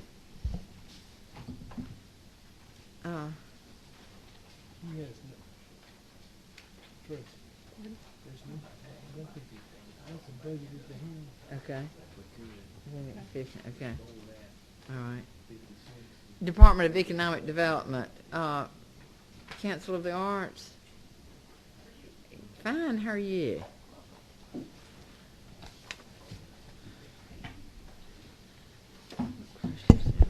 It's good to be here, and thank you for your time. I'm going to quickly, our budget is made up of 83% personal services and marketing, so our cuts are fairly straightforward because there's not much to take away from besides those two areas. There's really about 3 or 4 things I'm just going to go over briefly. In business recruitment, we eliminated a position at $100,000. Also in tourism, we eliminated 2 positions, one in sales and the other one in a regional person. And then the last thing we really did that you've all heard about, we talked about a little bit during the big budget hearings, was we have talked about closing 2 visitor information centers that are just not getting the foot traffic to justify, in our minds, the amount of money spent on them. One of those is in Sylvania, Georgia, and one of those is in Plains, Georgia. To give you an example, the rest of our visitor information centers run about 10 to 15 cents per person and per visitor at cost. These 2, Sylvania runs at $1.38 per person compared to 10 and 15 cents, and the other $2.78 per person. We don't ever want to close something like these, but in these economic times, we got to make tough decisions, and I think the better use of that money is for personnel or marketing services.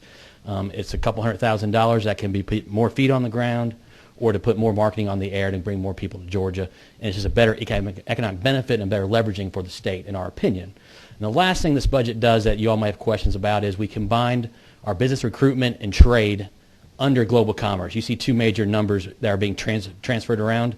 It's simply helping us match our current budget internally with the state's budget. We work with OPB for that to make it a little more easy and easier flow between them. But that's really the budget changes we have, and I'm happy to take any questions.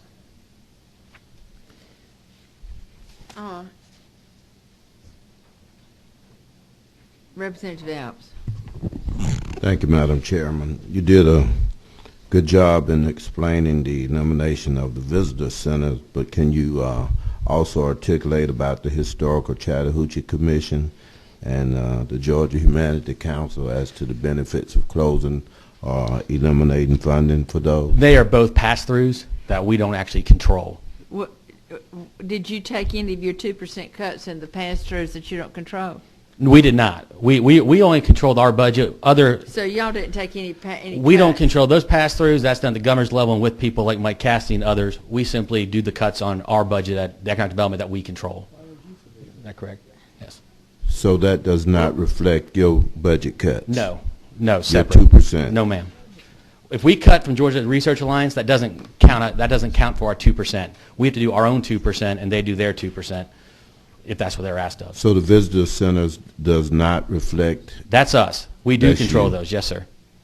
But That is part of our 2%. Chattahoochee and the Humanities Council? No, sir. That does not come under our 2% cuts as agency. It's a pass-through.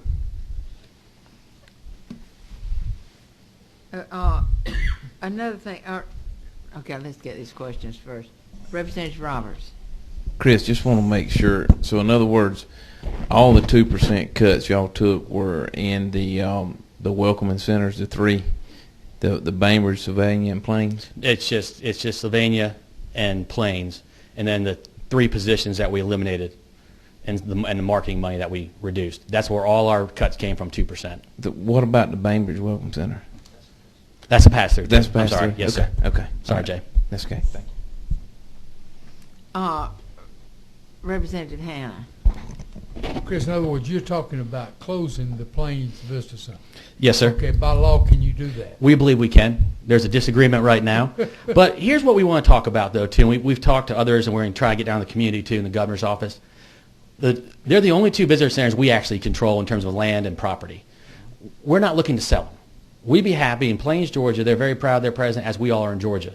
If they have volunteers that can help us staff it, we can maybe come to an agreement to try to reduce those costs with possibly giving it over to a welcome center. And same with Sylvania and Screven. We're happy to sit down in these communities and work for solutions that work for both of us. It's just for our economic benefit, it just doesn't make sense. Let me, if I may, Mr. Madam Chairman. You probably know what I'm talking about, but the DNR, the state park system, has done that. Has done a terrific job with that out in the rural area. They got Friends of the Parks, which they have retired people that actually come in for a day and work for a day and that type of thing. Absolutely, and we're not looking. I mean, if there's an option out there. But when you cut the funds for it, you shut the lights off. That's we said we'd have to go to the communities to find ways to pay overhead expenses, or again, we are open to any ideas. But the time and the place, the cost for these, we've had to close hospitals in western Georgia, in middle Georgia, prisons in southeastern Georgia. These are just tough decisions. It's not something we want to do. In a good economic times, we probably would not be talking about this right now. Although I think you have to look at, though, no matter how good the budget is, when you're seeing such low traffic. But again, we're not looking to not. I mean, if we have to close them down, we will. If that's what the budget calls for and you all agree to it. Obviously, you all have a big say in this. But we're also willing to look at ideas, and if we have to, if the salaries go out, the big portion of this is salaries. So if we have volunteers take over, maybe there's a way to work on the budgets and help with the overhead costs as well. So we're willing to talk and listen because we don't want to do this. It's just a tough choice you have to make. Well, didn't I get an invitation to something over at Sylvania? Absolutely, the 50th anniversary. Yep. And y'all sent the invitation. Was it from y'all? Yes. Okay, so we're gonna have a big party and then close them. I mean, again, it's the oldest one, so it was the first one. I mean, it's a going away party, but no. I ain't going to the party. We do not want to. We are not sitting here saying we want to close it down completely. I shouldn't make light of it, but yes, it is the oldest, and we want to go down there and have the celebration. I think it was planned before this budget, but yes, that's a good question, by the way. I got the invitation too, and I did not know about it. So. Okay. Well, it came from your department. Yes, ma'am. Unfortunately, I can't see everything that goes across my desk. I know. What about, are y'all going to open an additional office in China? Did I hear something about that? The governor has announced that we are looking at doing one in Qingdao, and we are hoping we can find the funds. We are moving internal monies around to see if we can do that, and we are hoping to because the economic benefit of those offices is far, far more than the money we put into them. Will you be able to work, what's the cost of opening that office in China? It depends. It could be 80, it could be 100, it could be 120. It depends what deals we have on. It's going to be a contract worker most likely, meaning that's what we do. Most of our offices are run by contract people. Can we use somebody from Brussels? No. No, no. You know, you just send her over there and let it work. Where is my fullback when I need him? I hope the next question is. Can I ask something about that, though? All right, Representative Roberts. I think you just turned me off. Oh, I just. Yeah, I think you still have me. Chris, what's the but now the office y'all have over there, is that the one that Department of Ag shares with y'all?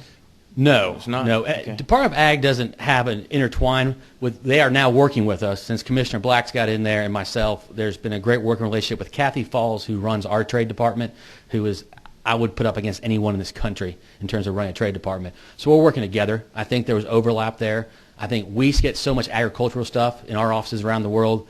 It's now, I think Commissioner Black's right. Having somebody here in the Department of Agriculture getting that information and then getting it to the right person is the right way to do it. And we can help them in more places than just Belgium, quite frankly. We always have, but I think we're trying to coordinate them better. I think we're doing a good job at it. And Commissioner Black's been instrumental in that. And I guess I was wrong. I thought they share an office with y'all though somewhere overseas. At one point, John might know this. Okay. I got you. Okay, I thought there was one. I apologize. I'm only responsible since last January. I got you. Thank you, Madam Chairman. I can't find it in here, but I think there was a technology fee or something for $150,000. 22.2.11. I'm going to let John Moffitt, my financial guy, come up here and explain that. It's a little more technical than. And we would sort of wonder, that doesn't show up on any of the other departments. Okay, what that was is a couple years ago when. Can you come over the mic so we can hear you?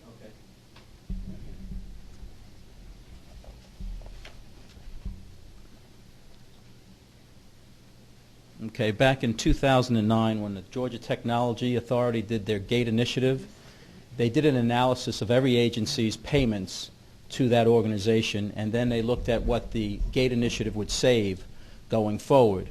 They included a contract that we had with them at the time for $150,000.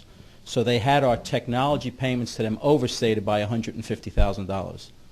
So when they cut everyone the budget for a GATE initiative savings, ours was overstated by $150,000. So the way we've gotten around it over the last couple of years was that they did not basically bill us for our technology bill for a whole year. Well, not a whole year, but about 9 months. So we've been working with OPB over the last 2 years to restore that money, because I don't have enough money in our budget right now in telecom to pay our telecom bills for the year. So that $150,000 was not additional telecom money. It was just to make us whole from an error from 3 years ago. Well, so they didn't bill you for a year. No, because it was their error. So I didn't have the money, so rather than bill us, what they did is they invoiced us, and then they did an credit memo on 9 months of invoices. But they have to correct that somewhere along it. We just couldn't keep going that route, so OPB finally put the money back in our budget.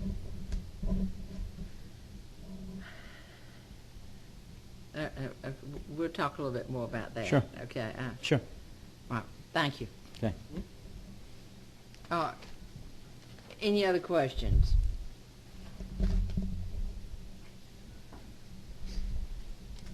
I think that's it. Okay. I don't see any other questions. Thank you very much. Thank you. Where are we right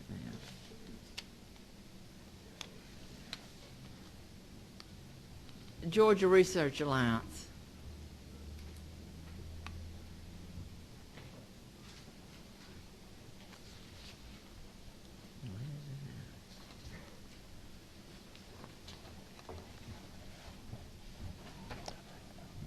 Thanks, Madam Chair, for giving us a couple of minutes today. I want to thank the committee. You all have been very, very good to us this past year. We're relative newcomers to the Economic Development Committee.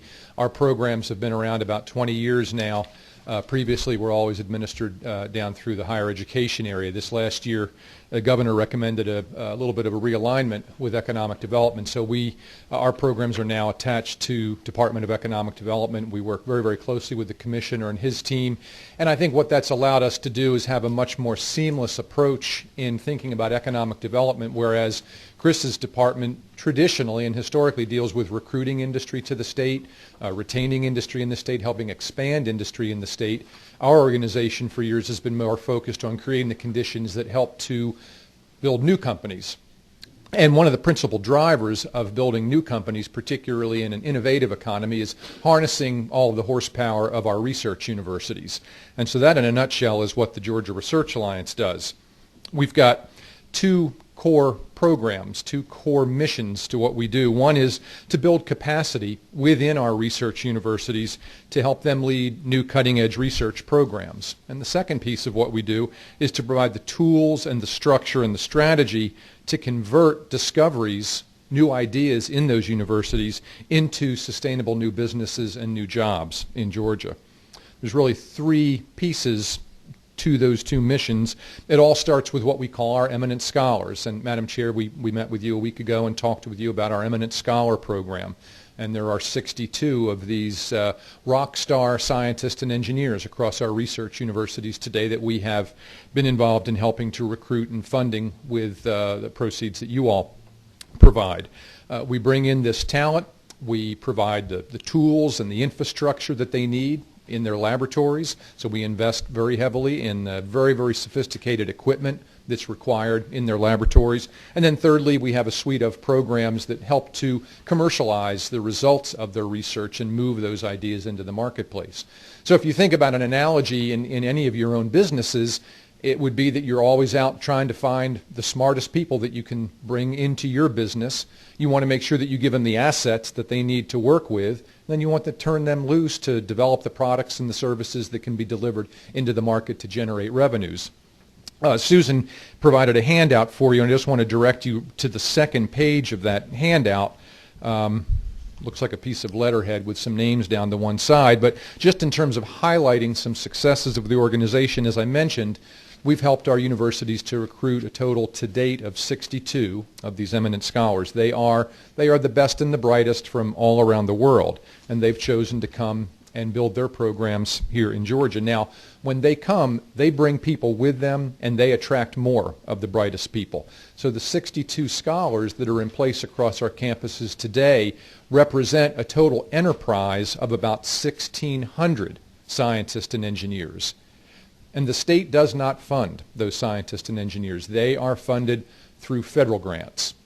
And when the Research Alliance went into business 20 years ago, our state competed for about $400 million of federal funding going into basic research. Today, our state competes for about $1.5 billion per year of federal funding for these grants that go into fueling academic research. So there's been a big multiplier by investing in the top talent that we've brought with the eminent scholars. But as that enterprise develops, as those 62 scholars and their 1,600 associated researchers all work and generate new ideas, we've put programs in place to go in and actually capture those ideas, to take them, build new businesses around them, plug those businesses into the incubators that have been created across most of our campuses today. And there are well over 150 companies today. They're small. There are 2, 3, 5, 10 people in those companies. There's not a Facebook or a Google in that group yet. We hope there will be in time, and we think there will be in time. But there are about 150 companies now working across these universities, all of which have their origins back in the original recruitment and investment in infrastructure. So again, it's been a very, very powerful model. Just to quickly walk you through our budget, we're around the 22.6 line items. We did take our 2% budget cut. We've eliminated a small program that was actually an experiment this current fiscal year, something we were trying out to encourage more collaboration among graduate students and postdocs, and we're going to put that program on ice after this year and evaluate its impact, and in better times maybe reintroduce that. You may also know that an entity called the Georgia Cancer Coalition has been folded into the Georgia Research Alliance and aligned with the Department of Economic Development. So we now oversee a set of programs that had been part of what was referred to as the Georgia Cancer Coalition. There were no cuts taken in that program in terms of the 2%. Those programs are tobacco funded. But as you will see, there's a cut of about $831,000 that's being made to the Georgia Cancer Coalition programs. That is for what we call our Distinguished Cancer Clinician Scientists. This was a program very similar to what we do at the Research Alliance in terms of attracting top talent. When the Cancer Initiatives was formed 10 years ago, they really borrowed a page from our playbook of recruiting talent. They do it a little bit differently. There are startup packages that are put together with funds from the state. They run for about 5 years per person that's recruited. They tend to recruit classes of about 15 to 18 people per year. And what we've been doing the past couple of years is ratcheting that back each year. So as a class of 15 or 16 individuals graduate from that 5-year funding program, we're not providing any new slots. So we're not letting anybody go. We're not sending anybody away. We're just not adding any new positions into that program, again, due to the just the compressions with budget. We are, on the other hand, the governor's recommended an addition of $1.5 million. We took a timeout in this current year with the Eminent Scholar Program, which again is very much the centerpiece and the key driver of what we do. But Governor Deal has recommended that we reinstate that program, and the $1.5 million here will cover half of each of 2 endowments. Each of these endowments includes $750,000 from the state, and it's matched through the private sector through fundraising at the individual university where that chair will reside. There's a little bit of an addition for another distinguished investigator program. Again, this is under the topic of talent recruitment. That's really the budget in whole. There are about $8 million of GO bonds that are recommended. That package is over in higher education, as those are all assets that will reside in our research universities. But I'm happy to answer any questions you might have about the programs. Again, we left you a series of handouts that cover some of the highlights of what we're doing, some of the results out in the field, so to speak, out at the universities, and then you have a copy of our annual report as well. Oh, I see a few questions. Representative Roberts. Thank you, Madam Chairwoman. And I'm looking at it now, and I may have answered my question prior to me asking it, but from the standpoint, and I realize a lot of our agricultural research and all is done through the UGA University of Georgia, yes. or Fort Valley or whatever, but I mean, we're in a situation a lot of times there where we're trying to get money into their budget to try to help them with eminent scholars, so to speak, to bring in for new and emerging technologies there. I see right here where I see one, it looks like in the crop genetics standpoint. Crop genomics, yes. That's in the College of Agriculture. That's a new recruit this current year, Scott Jackson, who's joining us, actually coming from a position up in Washington at one of the national labs. He's joined the faculty of the University of Georgia. He's going to be working on the peanut, and his particular interest is looking at the genetics of the allergens that are in peanuts, which, as you know, is a tremendous problem for the state in marketing our peanuts because of peanut allergies. Unlikely that we may ever be able to reduce completely a lot of the concerns that parents have about their children being exposed to peanuts, but his goal is to look at the genomics of the peanut, understand where the allergens are coming from, and see what could be done through genetic reengineering to modify that. Do we ever look at like entomologists or any of that? There are a number of entomologists with the university currently. None in our portfolio. We six or seven of our eminent scholars at the University of Georgia are in agriculture. Okay. And so we do view that as an important opportunity, and we have several of our small businesses that have developed technology out of research results in the College of Agriculture, especially in the poultry area, and then a number of opportunities have come out of the vet school, again, related to animal health. So that is a robust area and one that we want to continue to work with. Thank you.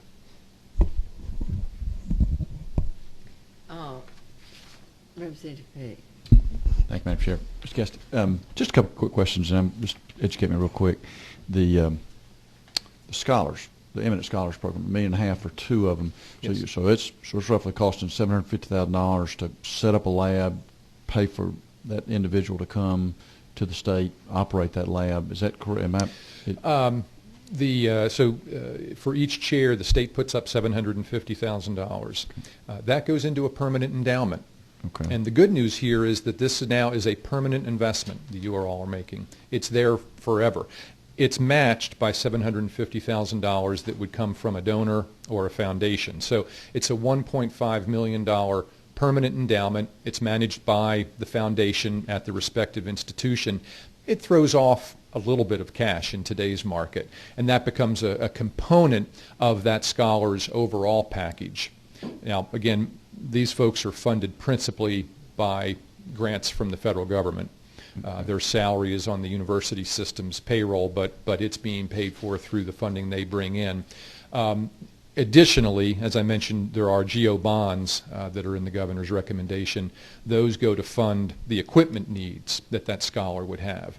Okay. And that can be in the engineering field, anywhere from $100,000 for computational equipment.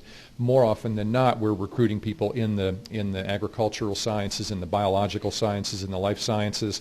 Very expensive. Well, that was a question I was going to get to. How do you determine what particular study they're going to do? I mean, is that decision that you make, or the donor that matches the money? No, it's a decision that's really made by the state. And as you know, the state has a number of strategic industry areas that we're interested in growing, among them life science, computing, security, and so forth.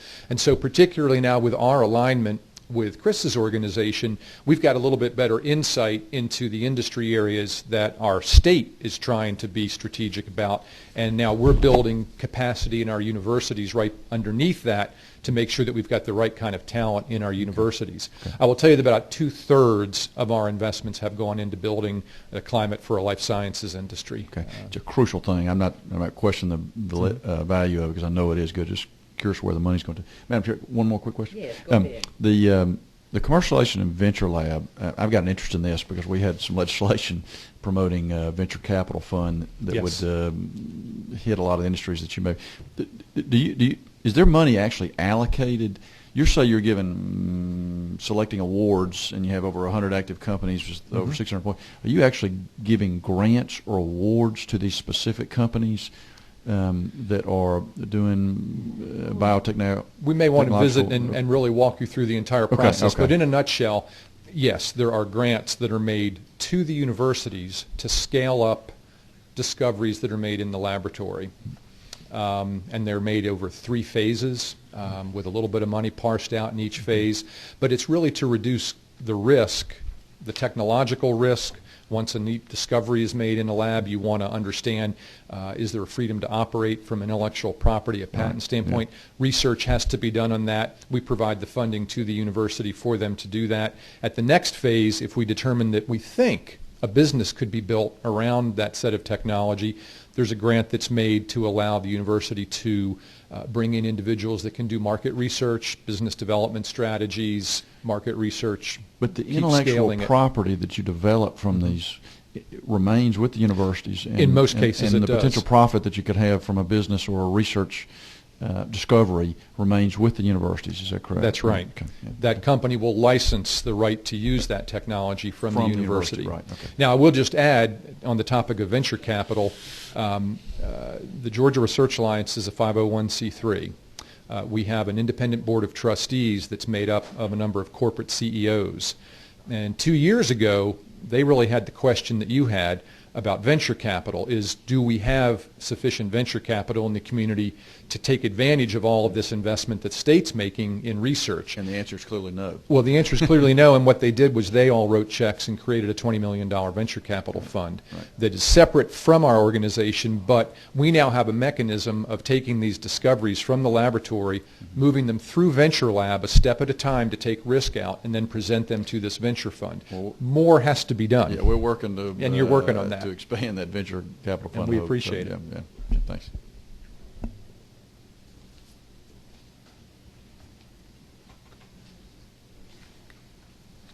Let me ask you one question.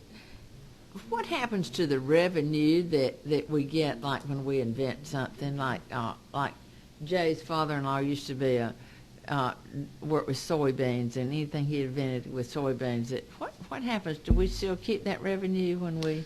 Well, assuming it's an invention in one of our universities, any of the revenue that would come from royalties that would be paid, that all resides with the university. So it stays with the university? It does. Each of our universities, our research universities, have a separate research foundation, and those foundations actually hold title to any of the discoveries that are made. And when that discovery is transitioned into building a business, that business pays a royalty to the university, and that's held in the research foundation, and they reinvest that. They use that to help several of the facilities at the University of Georgia have been built with proceeds from University of Georgia Research Foundation. So it's reinvested in building more of the capital requirements that's needed, but it is retained, yes. Okay, thank you. Any other questions? Thank you. Thank you very much, Madam Chair. What you do. Yes. Okay. Georgia Forestry, we're going to have to sort of skip around. Okay. Because he wants to be here for.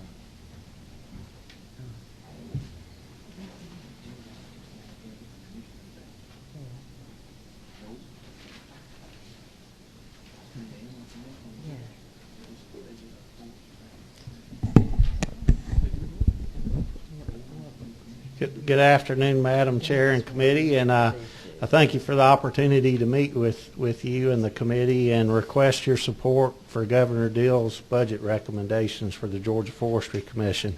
I'd like to start with a very brief overview of our budget history and our current wildfire situation.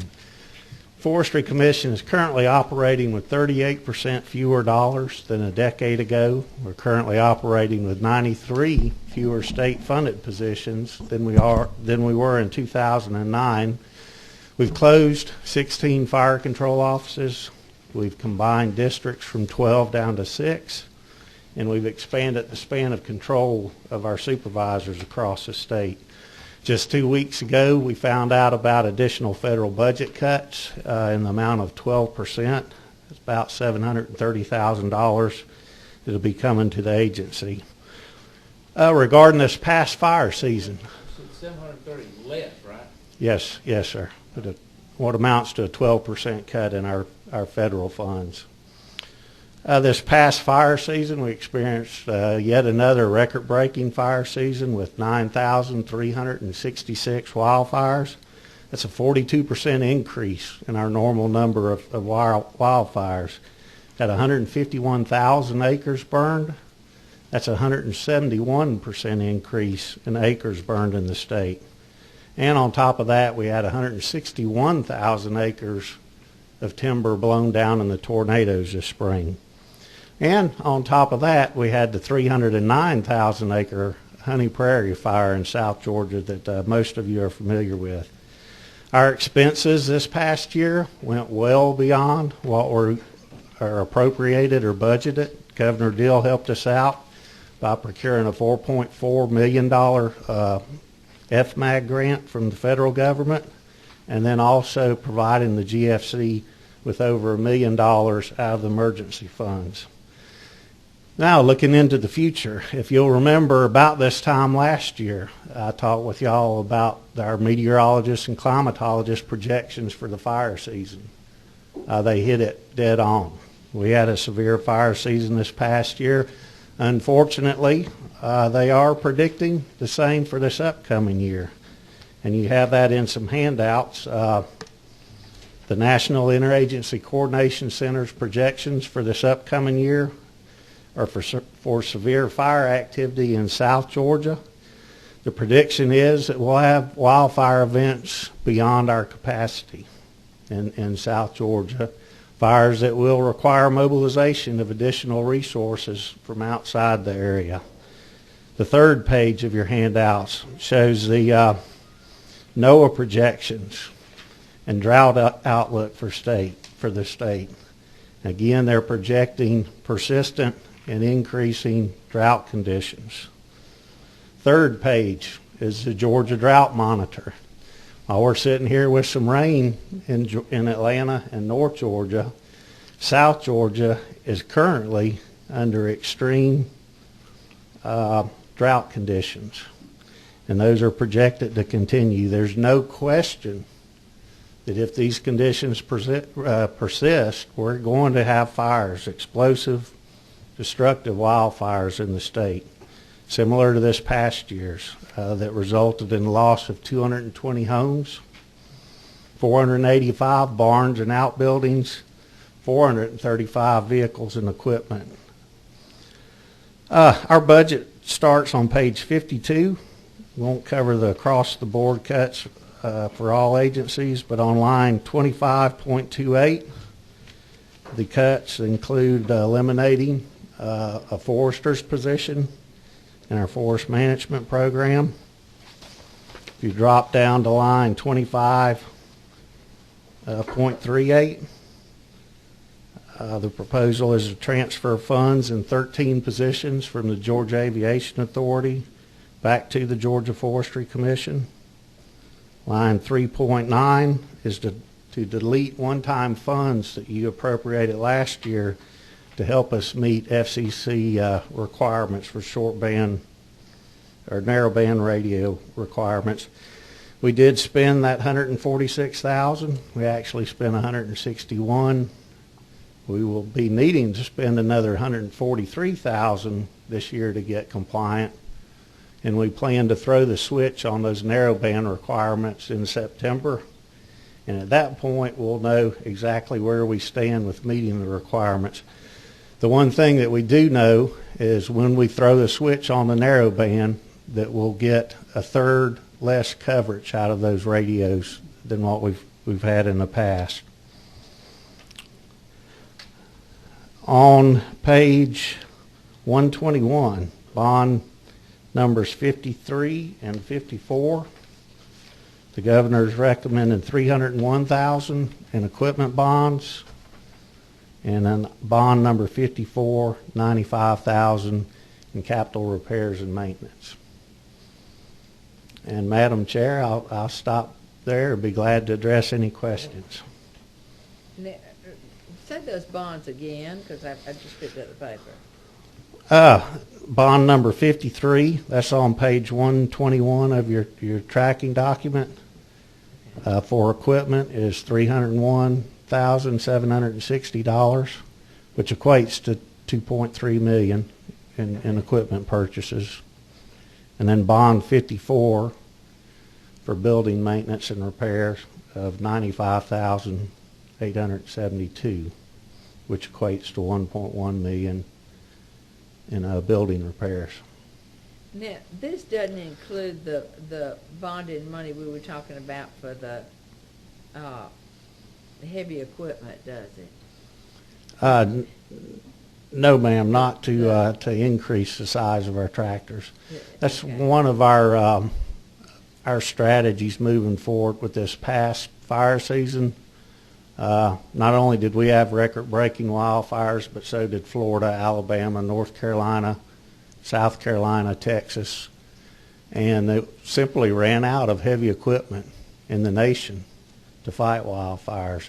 So one of our strategies to address that, and when I say heavy equipment, I mean the bigger tractors, large tractors, and one of our strategies to address that problem is to upgrade the size of our equipment. Thank you. Do I have any questions? Oh, I do. Okay. Representative Smith. Thank you, Madam Chairman.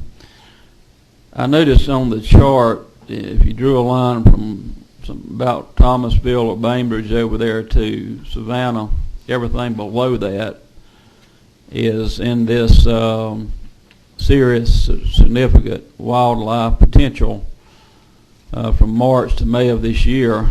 And then if you look at the drought, it goes all the way up, looked like right maybe to about Marietta, and all the rest of the state except that above in extreme North Georgia. How prepared are we? I know this has been devastating to many of our farmers in South Georgia over the last few years. These fires we've had, people have just lost in the hundreds of thousands of dollars in economic cost. How prepared are we now, compare with all these cuts we've had in the last 5 or 10 years? How prepared are we now as we were a few years ago? And the second part of that is what's in the budget now sufficient to meet the needs should what you have on this chart come to pass? Yes, sir. The economic times for all of us have been very difficult. There's several steps that Forestry Commission has taken to try and better prepare ourselves for these extreme fire years. We're doing a lot of cross training where every employee with the Forestry Commission is involved in fire control activities. We've initiated what we call a supplemental firefighter program where we're actually hiring temporary folks and putting them on payroll where we can call them in to assist with fire control when we need them, rather than having full-time equivalent employees. Our goal is to get to 60 of those across the state. Currently, right now, we've got 51 of those supplemental firefighters on the payroll. Another strategy, as I mentioned, is upgrading our equipment size. And then again, working with our cooperators and partners out there to better prepare ourselves. And I'll just, you had mentioned hundreds of thousands of losses in timber. This past year was well over $100 million of losses. Yeah, I was referring to individuals having over 100,000, and that's multiplied by hundreds too. So 9,000 fires, 9,300 fires. Yes, sir. Representative Roberts. Thank you, Madam Chairwoman. Robert, let me ask you two questions, and I guess as you're aware, down in Irwin County over the Christmas holiday, unfortunately, we had to break in, and they basically stole everything there from the forestry. And I'm sure that's happened at other places around the state as well. That's not an isolated instance. I'm sure it's happened in the past. How do y'all go about at that point, going back in there and trying to with your current budget situation, putting that equipment or those tools and all back in there? All covered by insurance. You know, we do have an insurance policy, so that helps us reimburse that part. So, but it does come out. We've got a deductible, so we have to cover that deductible. It's about $1,000. Okay. But it still hurts. Yeah. Oh, Robert, another thing, we've been talking a lot up here, a lot about pay parity over the last couple of weeks with DNR and our state patrol, our GBI agents and all. Forestry in and of itself, there's some pay parity there. Could you get me the information on your rangers and where they start out? And I know some of these rangers have been there 20 years and where they're still at is not where we need them to be, considering the job that they do. Could you get us that information, if you don't mind, what you're starting out at and where these rangers go to? Yes, sir. Absolutely. We'll pull that together for you. And y'all helped us out a good bit in the start of 2009 addressing that. Of course, as we got into the problems, economic problems, that was the first thing that was cut. So we'll get that information back together. One more quick follow-up, Madam Chairwoman. Two, where are we at now as far as these rangers when we have these fires like we had this past year down in South Georgia, and they're putting in all this overtime down there on the fires? I know at one time there was an issue with them being able to go back and actually get their comp time more or less, or being able to take off just because of the shortage. Can you address that a little bit, where we're at right now with those types of situations?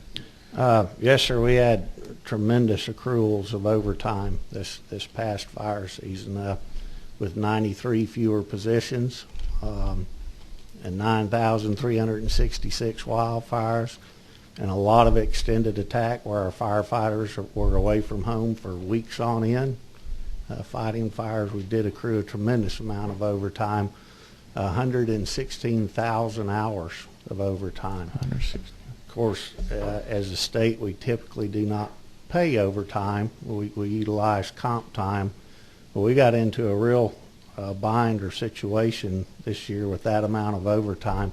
What that meant was I would have to send 56 firefighters home for a year. That's what 116,000 hours equates out to. We did get some assistance with that. We did get a waiver from the Governor's Office of Planning and Budget, and we were able to apply some federal funds to buy down some of that overtime, so that today we sit at about $400,000 of liability in overtime, which is what we normally carry. So it's been a tremendous help with that. One more, and I promise this will be the last, Madam Chairwoman. But this is something, as all of us here on this committee is important to us, especially down in the rural part of the state. And I probably haven't, Tracy, I know she's given it to us, but could you tell me real quick, I mean, when these firefighters are away and they're basically living more or less at these other fires, do y'all have the cost that was associated with that this past year?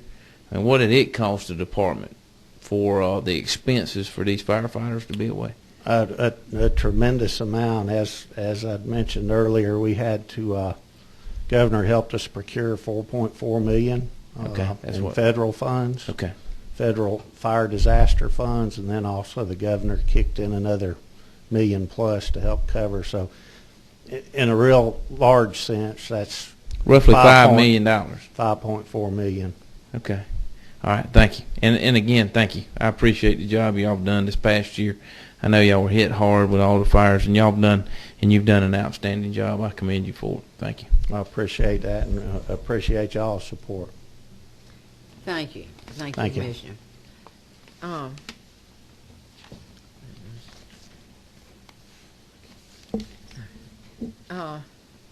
Let's see. Georgia Medical Center Authority.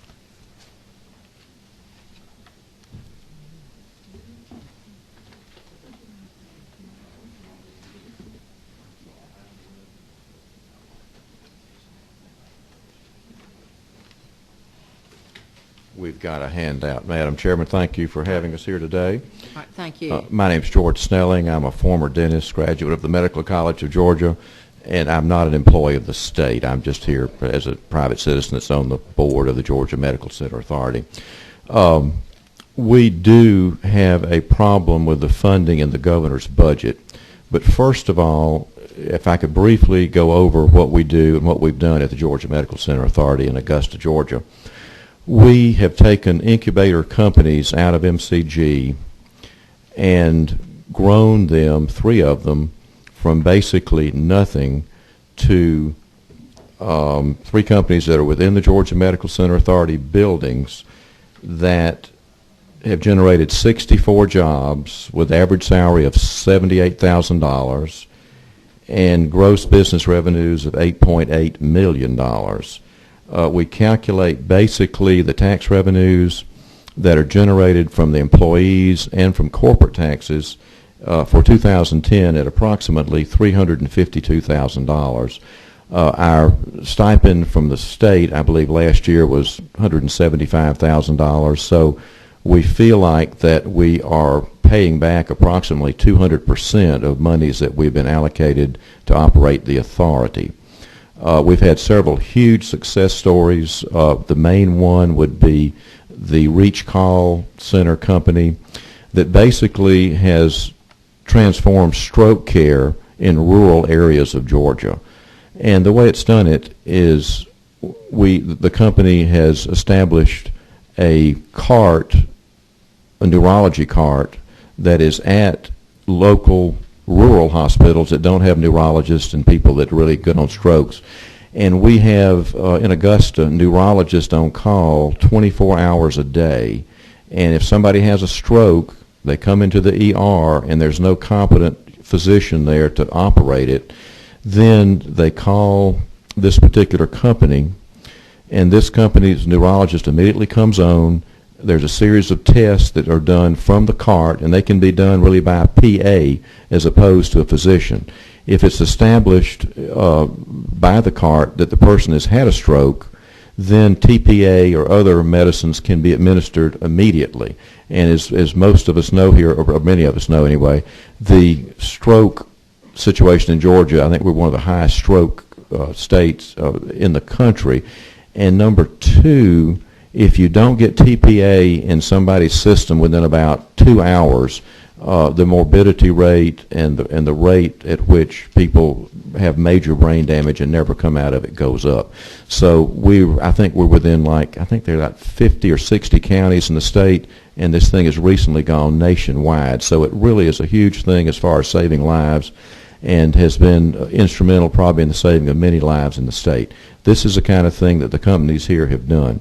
Basically, in the governor's budget, they sort of have taken our reserve, and we also have utilized over $800,000 of One Georgia money in order to fund labs for these companies within the Georgia Medical Center Authority. So we've got that investment that is in the authority companies. So, and we've held back around $200,000 so that we could provide additional lab services for these companies as they grow. The state has come back and asked that we remit basically our reserves, which were for capital improvements for the biomedical companies, back to the state, and has cut our funding down to about half of what we really need to operate. Right now, with the governor's budget, if it goes through, basically we'll probably have to close the authority. We're operating on lease space, and we have the Reach Call Company actually has been so successful that it was purchased by, I forget which company bought it, for like about $9 million, and they're prepared to move it to Massachusetts immediately if the authority cuts down. So that would eliminate probably 30 or so jobs in the state. But anyway, we need to adjust a little bit on the funding. We basically need $175,000 in each fiscal year to fund the authority. What we proposed here is that we keep our $200,000 reserve, which would incur no additional funding from the state. And if we look at the bottom funding request, the state's already sent us $87,500. We can take our reserve money, put with that, and all we would need from the state for this fiscal year would be $87,500, which is a cut, I think, from last year. It was either $192,000 or $175,000. So we'd require really much less funding from the state if we keep our reserves, which we would use for day-to-day funding.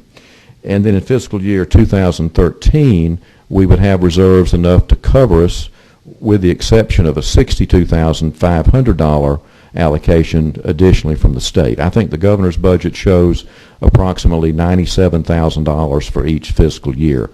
We're just requesting that we keep our reserves, be allowed to use them for operational funding, which we can do. There's no legal requirement what we do with that money. And thereby, actually, the funding from the state would be cut under what the governor has allocated in his budget. I think a big problem we've had over the years is many people in the governor's office and as the economic development people change don't quite understand what we're doing. And we're providing services as a supplement, for these companies to stay in the state and grow. And the fact that we've spent X number of dollars and generated this kind of jobs and economic impact, to me, is a huge success story. Now, it's a micro success story. It's not, we haven't generated 10,000 jobs and all that, but we've generated 64 jobs, average salary $78,000. We basically feel like we're paying back the state 2-to-1 on the stipend that we get, and we would just like to request that you guys, have a look at this. And I've talked to Chris about it, and my friend Casey Cagle, and I think if we could just work something out, we can keep the thing alive at least for the next 2 years. Perhaps after that, we can regroup and do something else. But anyway, it's been a success story, and I'm hoping we can kind of show you guys that. And I appreciate y'all coming and sharing with me what you do, because I really did not understand, and and I do have a better understanding since some of your directors came and visited with me. Yes, ma'am. Representative Smith.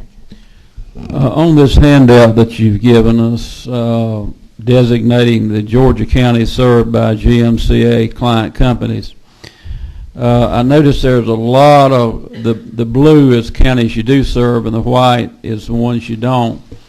And I noticed there's a lot of white counties, particularly in the rural, smaller counties, that's not being served. What can these local counties do to move from the white to the blue? Much of this is related to the Reach Call Stroke program, and they have actually, I think, contacted virtually every rural hospital, and the rural hospitals have to take on the service. It's not that expensive. The cart is X number of dollars, and the services are billed, as used. But and it just depends on whether the rural hospital, or perhaps they have access to a neurologist already. But the number of lives that have been saved with just this one company, and remember, this company came out of the incubator at MCG, moved over to us, and did the whole thing right there. There was no additional funding. It was a bootstrap deal, and it's just a matter of whether the other hospitals want to sign on for this service, basically. Thank you. Representative Annette. Thank you, Madam Chairman. You mentioned something about a stroke prevention program that was able to provide some type of relief if the people were serviced in a 2-hour time frame. And then you said something about, is that the same company that will leave? It's Reach Call. Yes, this is they have the stroke cart, and the rural hospital can have. Let's just say they don't have a doctor on call, because some of these rural hospitals, as you guys know, are really just don't have the money and don't have the funds. Some of them don't even have an ER person. They're sort of at different times of the day. But anyway, what happens, they can come in, you can have a trained assistant that can call the neurologist in Augusta. Mm-hmm. And there's also a movie thing that they can actually see the patient, see the skin color, the camera is flashed on the patient, and it's pretty high tech actually, and the doctor in Augusta can see all this.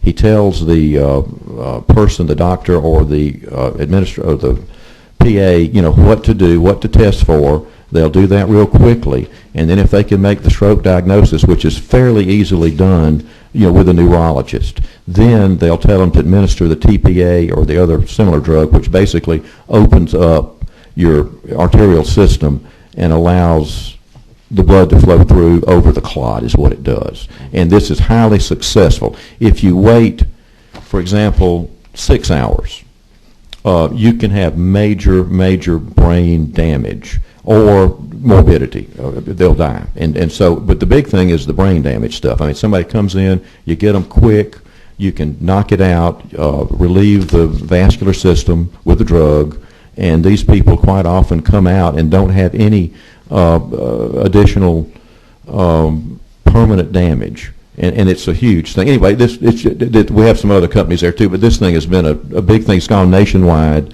and if we shut down, they're going to leave the state. And I'm not trying to be alarmist. I'm just being realistic, and I have no money. I'm just a volunteer, and I'm not trying to. I have no money in any of these companies or anything else. It's just, to me, a great thing that's happened. And like I say, even though it's a micro deal, we got 60 or 70 jobs. It's been a success. With a little money, we can keep the thing going, and that would be our request. Thank you. And I think when you're saying those 60, 70 jobs, you're talking about $79,000 jobs. Yes, ma'am. The 60 we calculate in the year two. We've got a few more added since then, but in 2010 we've got 64 jobs, and this is all documented from the companies with an average salary of $78,000 each. And so these aren't $8 an hour jobs in a factory. These are medical jobs, highly paid. And but of course the thing is too, great value has been created here for the state, and we have a company that's a viable company. Could go, it could grow even further. And to me, it's just a big success story. It's so hard for people to understand that out of the medical field, but it takes some supplemental money. I'll give you an example. This company, before they sold out, a biomedical incubator type thing that's owned by the state of Massachusetts offered them a grant of $9 million to take the whole shebang and move it to Boston, and they didn't go. I'm just saying, there's value here that's been created, and in this company especially. Well, thank you, and thank you so much for coming. Yes, ma'am. Thank you.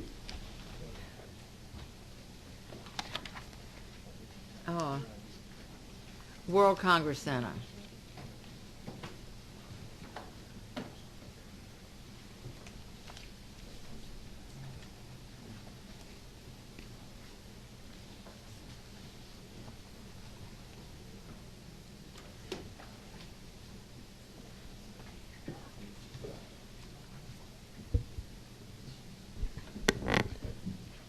Good afternoon. I appreciate the opportunity before this subcommittee. My name is Frank Poe. I'm the Executive Director for the Georgia World Congress Center Authority.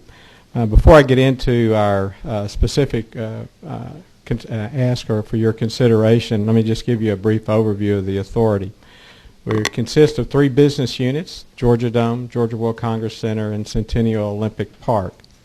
In fiscal year 2011, we hosted over approximately 5.7 million guests on our campus for the variety of events that we host, which resulted in an economic impact to the state and the region of approximately $1.75 billion. Of those funds, the state we estimated secured a little over $48 million in sales tax generation from those events that used our campus, and our activities support within the hospitality industry a little over 18,000 jobs. We work hard each day to ensure the operational sustainability of our programs, where we don't seek General Assembly support or the governor's support on operational financial consideration, but we do from time to time come forward with capital requests that are included within the fiscal 2013 governor's recommended budget, which we support. There are 2 aspects to that consideration. One is approximately $3.4 million that would be utilized for Building B. Our campus consists of assets, in particular with the Georgia World Congress Center, that were constructed over time, commencing with the original construction in 1970s, followed in an addition in the 80s, and so forth. So we've had a progression of add-ons to the facility over time. Our focus in one part of our capital request deals with the second addition to the campus in Building B that really will allow for approximately $3.4 million to be utilized for renovations and upgrades to our restrooms, both in our exhibition facilities and concourse, as well as improvements to the elevators that are within that facility. Our second request is consideration for acquisition of property north of our campus. We've got a map here that would depict that for you. The campus exists today through these assets: Georgia Dome, Congress Center, and Centennial Olympic Park. This area here is our truck marshaling and parking area to support. There is approximately 12 acres of land immediately north of that that formerly was the Herndon home site that we would request your support and acquisition as a state asset. That regardless of our plans at the moment of whether it include a stadium or not a stadium, we would see that as an important asset in addition to our campus to protect our future, for whether it be for parking or expansions, etc. So that would be the second aspect of our request that's contained in the governor's recommended capital budget. I think with that I'll stop, entertain any questions that you may have at this point. Representative Roberts. Thank you, Madam Chairwoman. Just a quick question. I know with all the talk about the new stadium and this, that, and the other, and I know that area is what we're looking at if we go with an open-air stadium or whatever. The question would be is, if we were to get to that point and we did decide that we were going to go in and build an open-air stadium and all on that piece of property, what then are your plans or our plans for the Georgia Dome? The Georgia Dome, under an open-air stadium scenario, would remain as an enclosed facility. An open air really means for us 2 stadiums. The number of events that we host that will not play in an outdoor facility. An example is the 2013 Final Four NCAA basketball championship will not go into an outdoor facility for obvious reasons.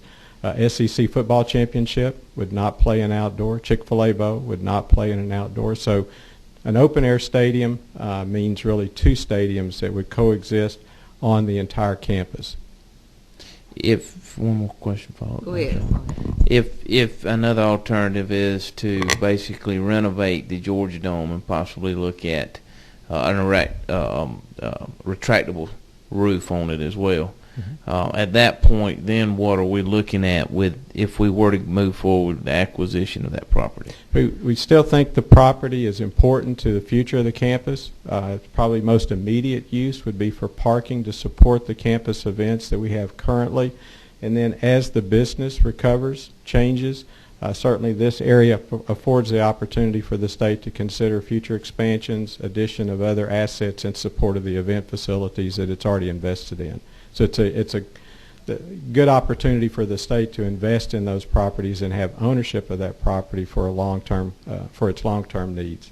And isn't that the only piece of property that's available for expansion in the future? From our perspective, yes. Okay. Thank you. Thank you, Madam Chair. Oh, thank you. Representative Smith. First of all, thank you for the good job you do. Back when we first built the World Congress Center, I remember the selling idea on it was that it be able to pay for itself and actually generate money for the state, much like the investment we do in the ports and so forth. But I understand there's some money in the budget for maintenance, repairs on different upkeep and all that. And I just was, maybe you could help me understand why you would need state money for that when hopefully the Congress Center is actually making money rather than losing money. As I mentioned from the outset, the Congress Center from an operational perspective works very hard in a challenging economic climate to ensure that it operationally maintains itself and not come forward to the Assembly for financial support. However, capital investments of the type we're talking about, which these are significant improvements in our support facilities within Building B, it's one of the older parts of the complex, really exceed our capability on an operating level to reinvest back into those facilities, hence our request for capital dollars to support those improvements. Is that due to the turn down in the economy, or it principally is driven by that because the economy has contracted a lot of our business opportunities within the Congress Center. Therefore, our capability to reinvest on a capital side is much more restricted.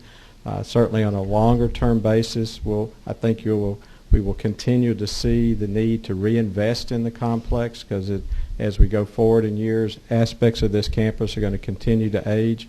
Our goal is always, and will continue to be, to operate on a financially self-supporting basis, but from a capital investment need, that would be a lot more challenging for us on a longer-term basis. So that, I think from that capital side, we would be remiss to not say we're not going to be, you wouldn't see us here again at some point in the future for capital dollars. Thank you. Representative Van Apps. Thank you, Madam Chairman. I too like to applaud your due diligence in making everything profitable. You mentioned a couple of things that would not use an outdoor stadium. What else would? What all would? Sure. We've got just coming up this weekend. We have a PBR event, professional bull riding. It's in the Georgia Dome. In this time of year, it's a more challenged outdoor environment. So being indoors assures the certainty of that event. Following that is a motocross event. Again, weather can affect those events adversely. We do graduations in the Georgia Dome. We do convention trade show meetings such as Primerica uses the facility, Passion Conference each January. So we have a combination of convention, trade shows, consumer events that all use the Georgia Dome that would not be in an outdoor facility. Just the environment's not going to be conducive for that. And my question was, who would use the new facility? The outdoor facility would be principally for football, NFL football. Soccer are the two significant events that the Falcons have indicated would be their principal tenants within a new outdoor facility. And that would generate sufficient revenues to pay the bills. From their analysis, yes, sir, because it's a combination of not only the tickets sold, but sponsorships, advertising, the value of premium seats, suites, et cetera, are all factors that go into that, in addition to the revenue share that occurs at the NFL level for television rights, et cetera. I want to ask you something. Does this authority have bonding? Do you have your own bonding authority? We do, yes, ma'am. So you do have your own bonding authority. We do. It has a limitation on it. It's about $200 million, I believe, of which $200 million. Yes, ma'am. Is our limitation on that bonding authority, and we have current outstanding debt on the Georgia Dome that's about $100 million, $107 million. So we have some limited capacity, but not that would be the limit of it. $200 million is our cap. Okay, $200 million is your cap, and you have about $100 million outstanding. I just wanted to ask you a few questions, and I'm new at all this. This is the first time. So I was looking over your balance sheet, and on page 1 of your balance sheet, you're showing almost $600,000 in a certificate of deposit. Yes, ma'am. Okay, and that's an investment at your CD. And the next one, you have an investment of $7.9 million.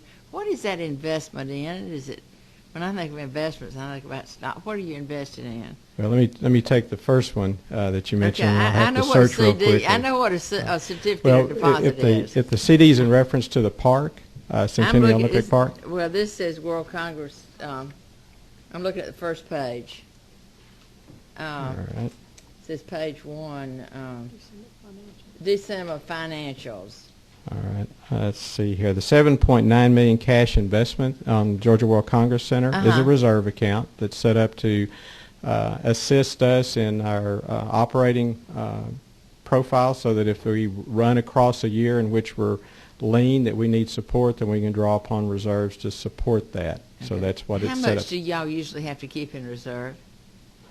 We would, our target in particular would be certainly greater than the 13.9 that you're seeing here in aggregate. We would prefer to be up in that $20 million plus range. $20 million. Yes, okay. ma'am. All right. The next question I had. Okay. Let's see if I can go over this. I didn't know what something else meant. I saw on the Georgia Dome, you have an investment of $11.1 million. And that's on your balance sheet for the Georgia Dome. We have a number of reserves set up in the Georgia Dome. There's our cash operating, and keep in mind that the Georgia cash operating. Right, the Georgia Dome investments have to retain within the dome itself, so they're not shareable across the campus. We have an operating reserve set up. Okay, so the Georgia Dome, everything has to come out of that one account, the Georgia Yes, ma'am. Dome. Okay. It is set, stays in that account. It's not available to us to use for the Congress Center. Okay, yes, all right, ma'am. I'm trying to get That's this. a restriction of the bonds and the covenants attendant to that. Okay, the next thing, early retirement and surplus fund, $5.9 million. What do you mean by early retirement? There's in the waterfall of funds that were set up with the original Georgia Dome construction, one of the accounts was a fund that captures excess revenues flowing that could be utilized to retire debt early on the Georgia Dome. So that fund is set up to allow for the retirement of debt outstanding on the Georgia Dome. Once it reaches it has to reach in excess of $10 million, which would allow us to trigger any retirement beyond that. I just couldn't figure out what that heading meant. I was, No, good, very good questions. What is that golden parachute retirement? Yeah, no. There are no golden parachutes in here. No golden parachute. No. Okay. All right. And the next thing I think those were the only two.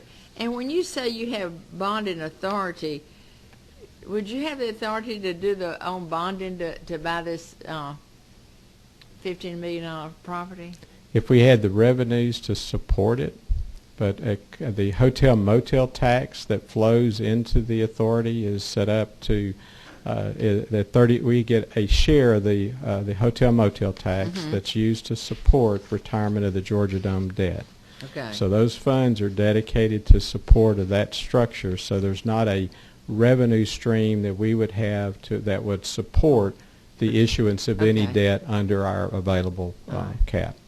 What about rental on tax on rental cars? Do y'all receive who receives tax on rental cars? We do not. No, you don't. No, ma'am. I would.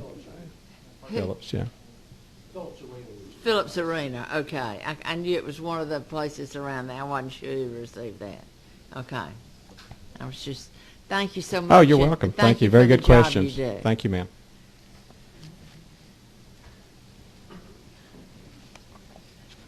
DOT.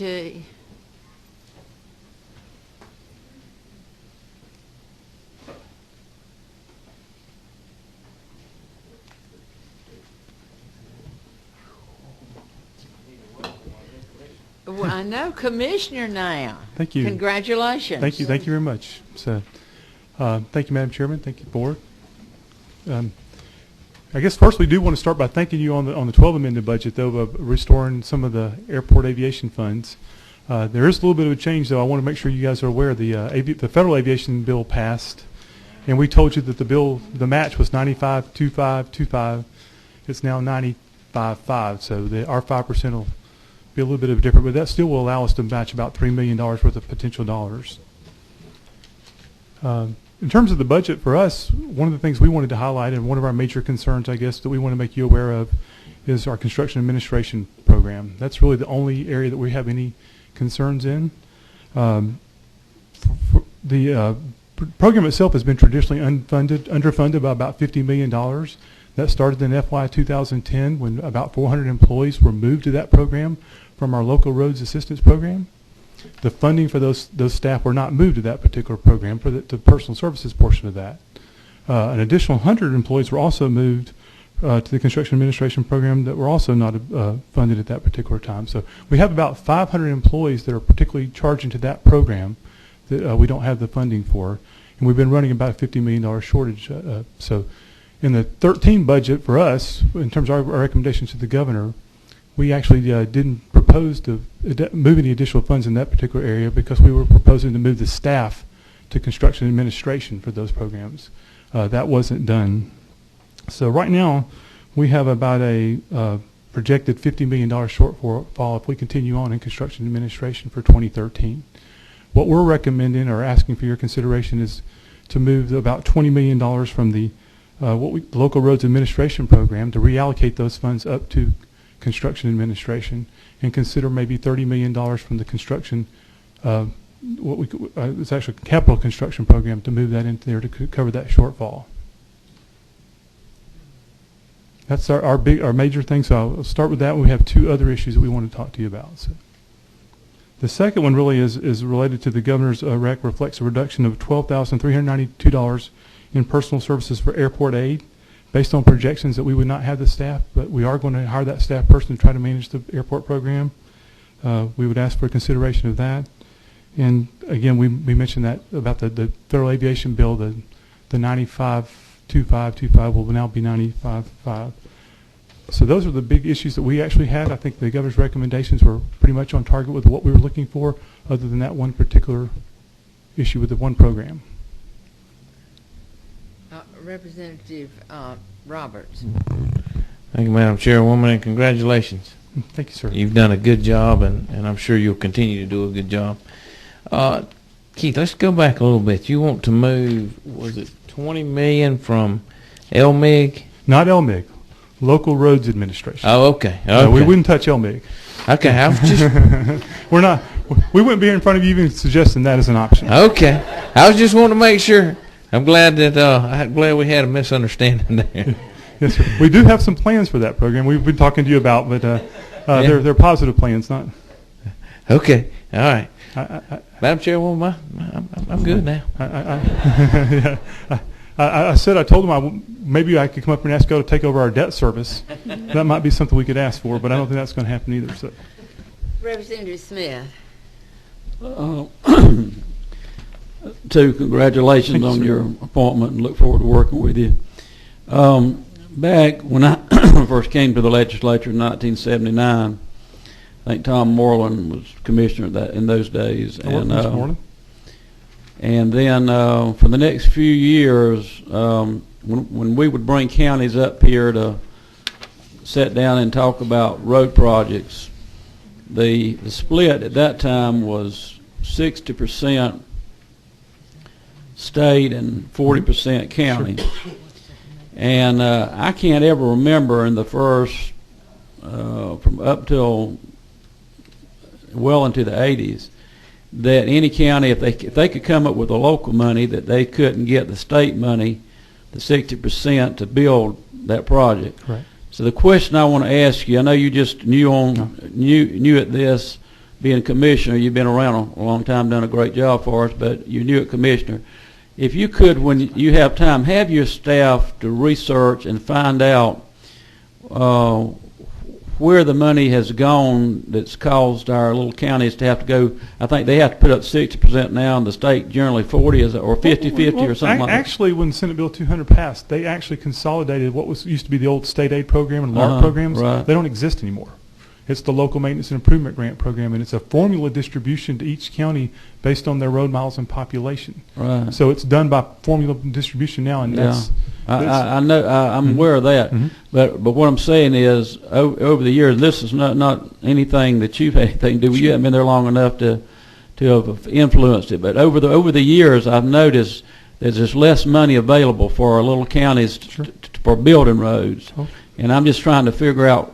I know we're getting in more money than we ever have before, right. And I'm trying to figure out where that rural road building money is, because a lot of the counties that I represent, they would like to build more roads, but the allotment is so low now, and it's much lower than what it used to be. And when you have time, if you could have some staff research that, I'm not asking you to answer it now. But I'll take a stab at it today. Okay. Though we're about $110 million for Local Maintenance and Improvement Grant Program. So that money is distributed out by that formula, and each jurisdiction has a set aside for that particular program. Typically, they're bringing their list of priorities to us. Today, we haven't changed anybody's priorities when they come to us. The problem is some of the small, when you divvy it up that many times between as many counties and cities as we have, there's not that much money left when you divvy up $110 million. Some counties or some cities get $6,000, $8,000 as their formula distribution. So what we've been doing is trying to pull back and hold a little bit of the reserves for that, and try to work with those smaller communities that have a hard time doing any major project with $6,000 or $8,000 or $10,000. I think we're working with the city of Emerson recently, and they get their formula every year is $6,000. There's not a lot they can do, but we have had a little bit of conversation with Chairman Roberts and some others about how we could do that program a little bit differently. We've been approached by several jurisdictions and counties from GMA and ACCG about maybe doing things a little bit differently too. And we want to be talking to this body about how we could do that. We've been talking to our transportation board about a different way to do it. Not going to generate a lot more money, but it might generate a little bit more opportunity. I appreciate your efforts, and we'll continue this discussion I will. We'll at another time. We'll be glad to break it down for you. I'll come over and see you, and we'll talk more about it. We can actually show you how things are working and kind of some of the thoughts we're having, and maybe even get some input from you on how that would best work. Thank you. I probably should have started that whole idea about what construction administration does, and that's the folks that do what we call the preliminary services to deliver our programs. So we have about a $1.2 billion federal program. These are the people that do the design, the environmental documents, buy the right-of-way, the people that charge to that particular program. We have about 1,500 employees that work in that particular area.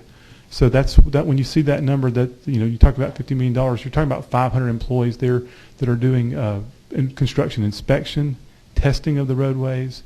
That's the type of people that are charging to that particular program. What What's the total number of employees you have in DOT? This morning at our commissioner's report, we were at 4,515. That's down significantly, even in the last two years. Representative Davis has had to leave us, and he's joined us. And did you have any questions? Have you had time to think? All right, Representative Davis. What? I didn't say that. I didn't. Madam Chair, thank you, and I do apologize. I had a meeting with the governor. So, are you completely done with your presentation? Yeah, those were the big things that we just wanted to hit on, the concerns that we had, our problem areas that we had within the budget. We wanted to make sure you were aware of them. Overall, the governor's recommendations aligns exactly with what we're trying to do. One of the challenges, I think, is Todd back in the room? Todd's here. One of the challenges we're continuing to work on is Todd is appointed by the governor and puts together the STIP for the state. So he's working on the 2013, 14, 15, 16 STIP, and we're trying to work to make sure what y'all are appropriating for capital construction and capital maintenance aligns with the STIP program he's doing also. That's a bit of a challenge each year. Thank you. Madam Chair, I don't think I'm prepared for a question at this moment. All right, thank you. Thank you so much, and congratulations. Thank you.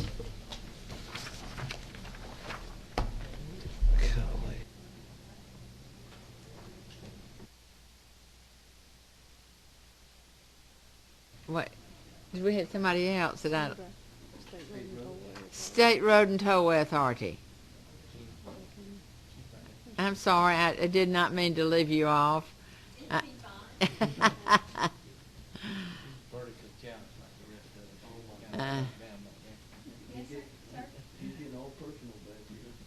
said you're vertically challenged like some of the rest of them. See you back. Thank you, Madam Chair. Thank you very much. Ours is very simple. We are an authority, and we have one line item in the budget. It's underneath GDOT's budget, and it's to pay for their debt service for our Garvey bonds and our guaranteed revenue bonds. So that literally is a $210 million line item in the budget. It's a pass-through that we turn around and pay debt service for about $1.9 billion in outstanding debt for the Department of Transportation projects. So that's the only line item we have in the budget. And we work with the department to determine what that debt service on that outstanding bonds are each year, and that number is calculated and put into the budget based on debt service for those bonds. So it's strictly a pass-through. We get those funds, and we make those bond payments to our trustees. So that's the only thing in our budget. All right. We've been asking all the authorities to give us their financial statements. Do you have... Yes, ma'am. We do a financial statement literally once a month. Okay, and we could also, you get that to us? We can do that. Right, and thank you. No problem at all. Any questions? This was easy. Yes, ma'am. Thank you. Thank you. We're through, and it's 4 o'clock. If anybody'd like to say something, the mic's open if you get a chance. Thank you for coming. Drive safely.